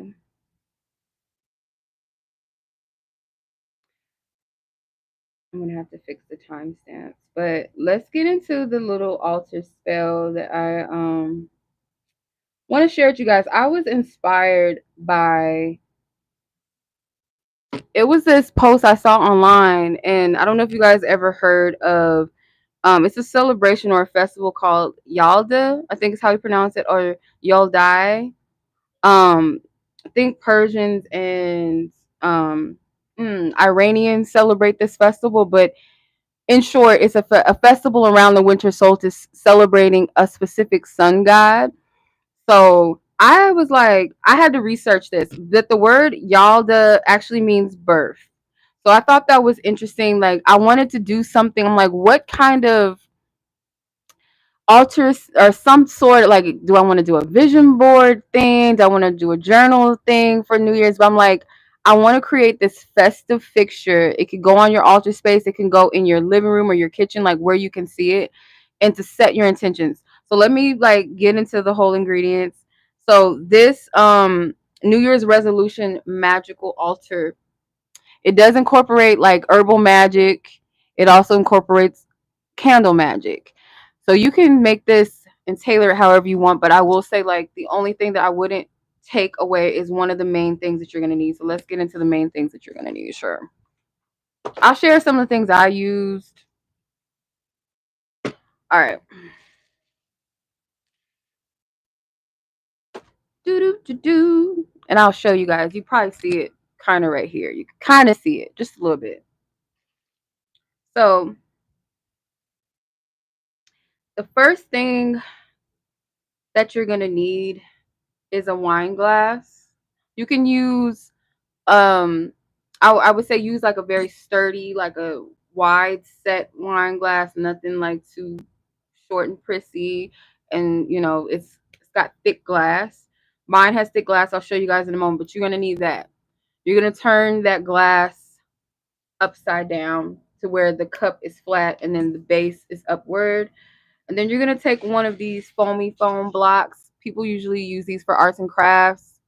I cut this in a square to where it's not completely overlapping the base of the glass. So it's like enough to be sturdy, but not to where it's overlapping the base of the bottom of the wine glass. So you're gonna need one of these little foamy foam things. You're gonna need some scotch tape, some strong scotch tape, clear shipping tape, duct tape, whatever, to drape around. I'm gonna have to post like a video about this so you guys can see what it looks like. You guys probably saw this online. When I seen it, I was like, this shit is so fire, and I want to do something with this. And I didn't know that it was a whole spiritual thing until I researched what she was doing. It was just like a festive thing for that particular um winter solstice festival in their tradition. But like I wanted to set intentions with why I chose certain ingredients. And I thought it was very interesting that the main ingredients that they chose, or main centerpiece I should say, was a pomegranate. Pomegranates are very powerful. I'll get into the whole pomegranate thing, because pomegranates, if you ever paid attention to the high priestess in the major arcana, she always has a pomegranate with her. I think it's cut open. Pomegranates are good for brain health, so like the intuition and the brain, but it also represents the goddess energy, divine feminine energy too. So I've worked with pomegranates before in some of my magic work when it came to like doing some inner work, some healing work around like wound healing and like trauma and things like that, and just like self-love work. Definitely used pomegranates before. So you're gonna take your block, you're just gonna wrap it, like tuck it under. I'll show you guys in a second, but tuck it under the glass and then fold it over the rest of it like this until it reaches the other end to where you can like seal the tape around the base of the glass so it sticks. Okay, you need it to be sturdy because this can be a little bit heavy, and I would advise not to get a big ass pomegranate like this because it is heavy. So get like maybe a smaller, like not too heavy, um, but one that does have a pretty good opening right here so you can stick your candle in there, because you gonna need a candle. And what I do with mine, you're gonna need a candle. You can use a chime candle. You can use something that's small, something that's gonna fit into the base of your pomegranate. You can use any color. It's based off of your intention. Um, Whatever looks nice to you, but it's not all about the aesthetic, of course. Candle magic also can incorporate color magic. So the energies and the intentions of what you're doing and why you're doing it. But yeah. I forgot to mention, like, you're gonna need some toothpicks or like some sturdy sticks to stick in your pomegranate, like something kind of short. I had to cut mine because these are too long. Um I didn't have any toothpicks, so I had to use these like kind of pot sticker sticks or whatever. You can put and I just cut it to like a short amount like this, or snapped it like kind of short and tucked it in kind of like in a triangle. So like this, put it in the pomegranate like this, so that it has a base to stand on. It's not just straight up. It's like kind of center, or kind of supporting it a little bit more, and just make sure that it gets down to the bottom of the base of your foamy thing, so it sits like that. It's not sticking up. It sits flat. Then you're gonna get your flowers of choice. So I use red roses, I use baby's breath, and I use carnations. They all have a significant meaning to me. They have spiritual properties as well, magical properties, what they're used for, what they're commonly used for in magic, or like rituals and healing and things like that. So I chose kind of festive colors too. And then I used rosemary. You don't have to use rosemary. You can use any other plant, or you don't have to use a plant. You can just stick to flowers. You can put pine cones in there. You can put poinsettias, whatever you want to put in there. It's what resonates and what has a significant meaning to you. But I use rosemary in there as well in my fixture. Um, you can set your intentions however you want. I'm not going to share what I'm going to do. I'm going to keep that personal and private, because there's one thing else that I need to do to mine, but just the basis of it, that is all you need. Um, this can be something that you do, because we have a new moon in Capricorn on the 30th and the 31st, I believe, like depending on where you are in the world. So that would be good to do, like especially to bring in the new year, like to set this up in a fixture, like on your altar or somewhere in your kitchen or your living room, like to welcome in that new energy. So you know, that is very, very, very, very powerful. I don't know. When I saw it, and I was like, does she even know what she's doing? Because like the ingredients and everything she's doing, I'm like, this like you setting up a whole something, but it's all about the intention. But I think it's just the festivities of making that was a part of celebrating that festival. But I'm like, girl, you can do some magic with that. She had a candle, and I'm like, sis, like that's magic. Maybe she did. Hey, maybe she knew what she was doing. But I'm like, that inspired me, and I wanted to make my own and like set my own intentions and stuff like that for the new year. And that is what I wanted to share with y'all.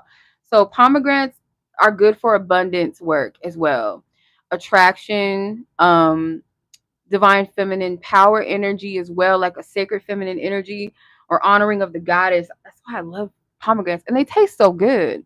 Has anybody ever ate a pomegranate seed? Like those, they're good with like pretty much just flat out by themselves. But sometimes I put a little salt on mine, put a little tahini on mine. I had to make stuff extra, extra. But just eating it by itself is good enough. It's really good. So yeah, it also promotes new beginnings and like I said, prosperity, fertility. It can represent fertility goddesses. So it depends on what you're trying to bring in and manifest. And of course, roses, they have sacred meanings, and that's another divine goddess, feminine energy. Red, very powerful. There's a lot of red in mine. So let me show y'all my shit real quick. Let me show you.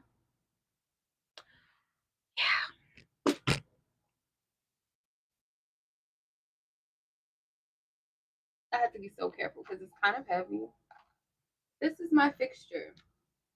It looks better on the table when it's flat, but like, yeah, this is what it looks like.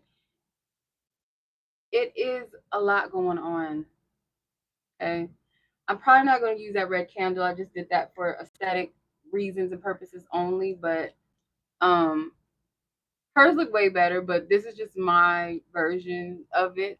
That's just what I wanted to do. It may not be the most beautiful list, but I like it.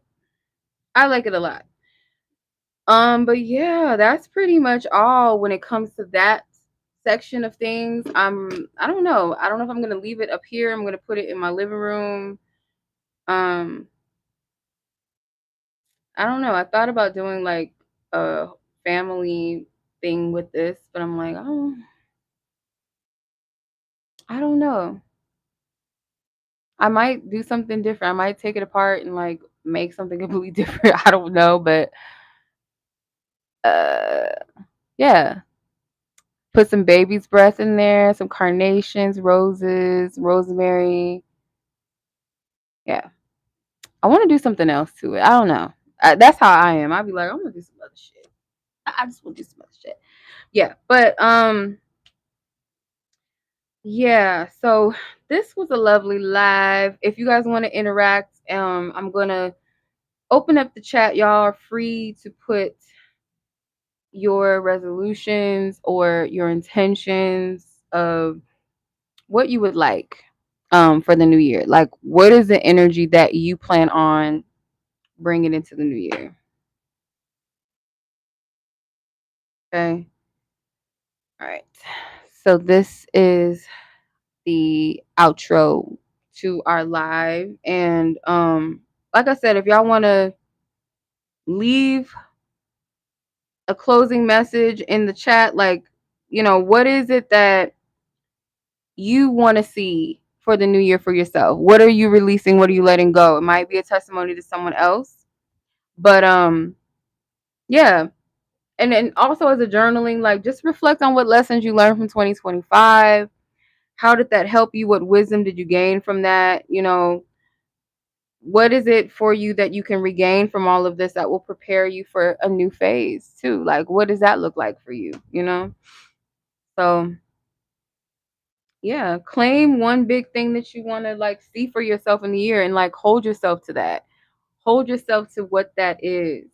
If you guys want to put like, I just thought about something. If you want to write your petition and you could put it underneath your glass, like sit your fixture over your petition and leave it there. Or you could like even burn like a small tea light candle and like, but there's already a candle here, but it's up to you how you want to do it. There's so many things, like, again, how I say magic, make it your own.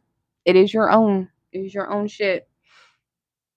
Yeah, so I say all this to say this whole entire live, the whole thing from start to finish, to tap into 2025 and make it a pillar, a reminder, an affirmation of playing big in 2025. Like make it your mission to not play small in any capacity, in any way that you feel challenged or you feel a sense of defeat or an intimidation or like questioning yourself, to rise to the occasion and surpass that fear, because most likely those areas where you're playing small or you're in fear is where you're meant to shine. Okay, so embrace this energy of nine too, like that energy of mastery and completion, like in that visionary, that teacher, that sage, that humanitarian, like stepping fully into purpose. So I forgot to mention, I did write down a message. I wanted to share this. So if it's meant, you don't have to be a life path number nine, but I did channel this message for life path number nines, or just people that are um in alignment with the energy of nine or the year 2025, and like not allowing yourself to stay hidden and cloaked in fear and cloaked by selling yourself short, counting yourself out, rejecting yourself first, like so this is the year of the humanitarian for sure. This is also the wise ones that are being called to the forefront. So you have something to contribute. You have wisdom. It doesn't matter if you think that it's enough or it's not. Like if you have anything that you've learned or experienced, a testimony to share or story to share, that is a testimony that is valuable. And in some cases invaluable. Like you can't put a measurement on the value of it. It's far more valuable than that. You know what I'm saying? Like, so for those of you, like, you have empathic energy, your empathic nature and your wisdom, your life experiences, your bravery, your humanity are needed and they're valued. Like I said, you're being called to step into purpose. Okay. It's a great honor to even step into this path of priesthood or priestesshood. Like y'all, and I like the deck that I use because the Hierophant didn't look and the Emperor didn't look like the traditional, you know, high stature figures. It just looked like everyday people with, just their own style and clothes. They didn't have on these traditional garments and these official garments. They just were them. And I feel like you can be the Hierophant and it doesn't have to be that, you know, I got the suit and the ties and I got the cufflinks. It don't have to be all of that. That's not what makes you a priest or a priestess or a teacher. So please take these steps to embody your greatest self that you can be, like to the highest of your capacity that you know how. Like use 2025 to be that for you. And then last but not least, it's time to let go. It's time to rise up. It's time to step into the abundance and purpose that is waiting for you. Okay. So that is my closing message for y'all that I wanted to share. I hope that this reading has been a blessing to you guys. Okay. I send much love and light and blessings and healing and prosperity in all areas of your life, not just financial prosperity, but we need that too. May the, you know, all parts of the world that's going and growing through shit and going through things that we cannot imagine and probably would never want to go through. it's hard to like sit back and watch the rest of the world go through shit that is unimaginable, that you would never want to experience or see in your lifetime. It's very hard to just be at peace and ease in the world that way. So I send love in every part of the world, and I pray that whatever it is that you bring to the table, that it does hold some power and effect, and it does send shock waves of inspiration to whoever it's meant to, even if you feel like it's small or it may seem insignificant in that moment, that it does touch and reach people throughout the world in some way. We may not be able to change the world, no, but we definitely can, as Tupac says, spark the change. Can spark it. Okay. Spark it. Okay. Continued healing, consistency, think big, do big, evolution in my path as a healer, not continually giving my energy to the wrong people, more money, taking steps to achieve the things I acquire and desire. Amen and ashe to that. KA, amen and ashe to that. So, yeah, I thank you guys for joining the live. Thank you guys for the viewership, the likes, the interaction, the community. Next week, it might be a late because my schedule is changing. So my lives might be a little later than usual. So if y'all up, y'all vibing, or you can just watch the replay. But I would love to see you guys all here together, all of us joining as a community.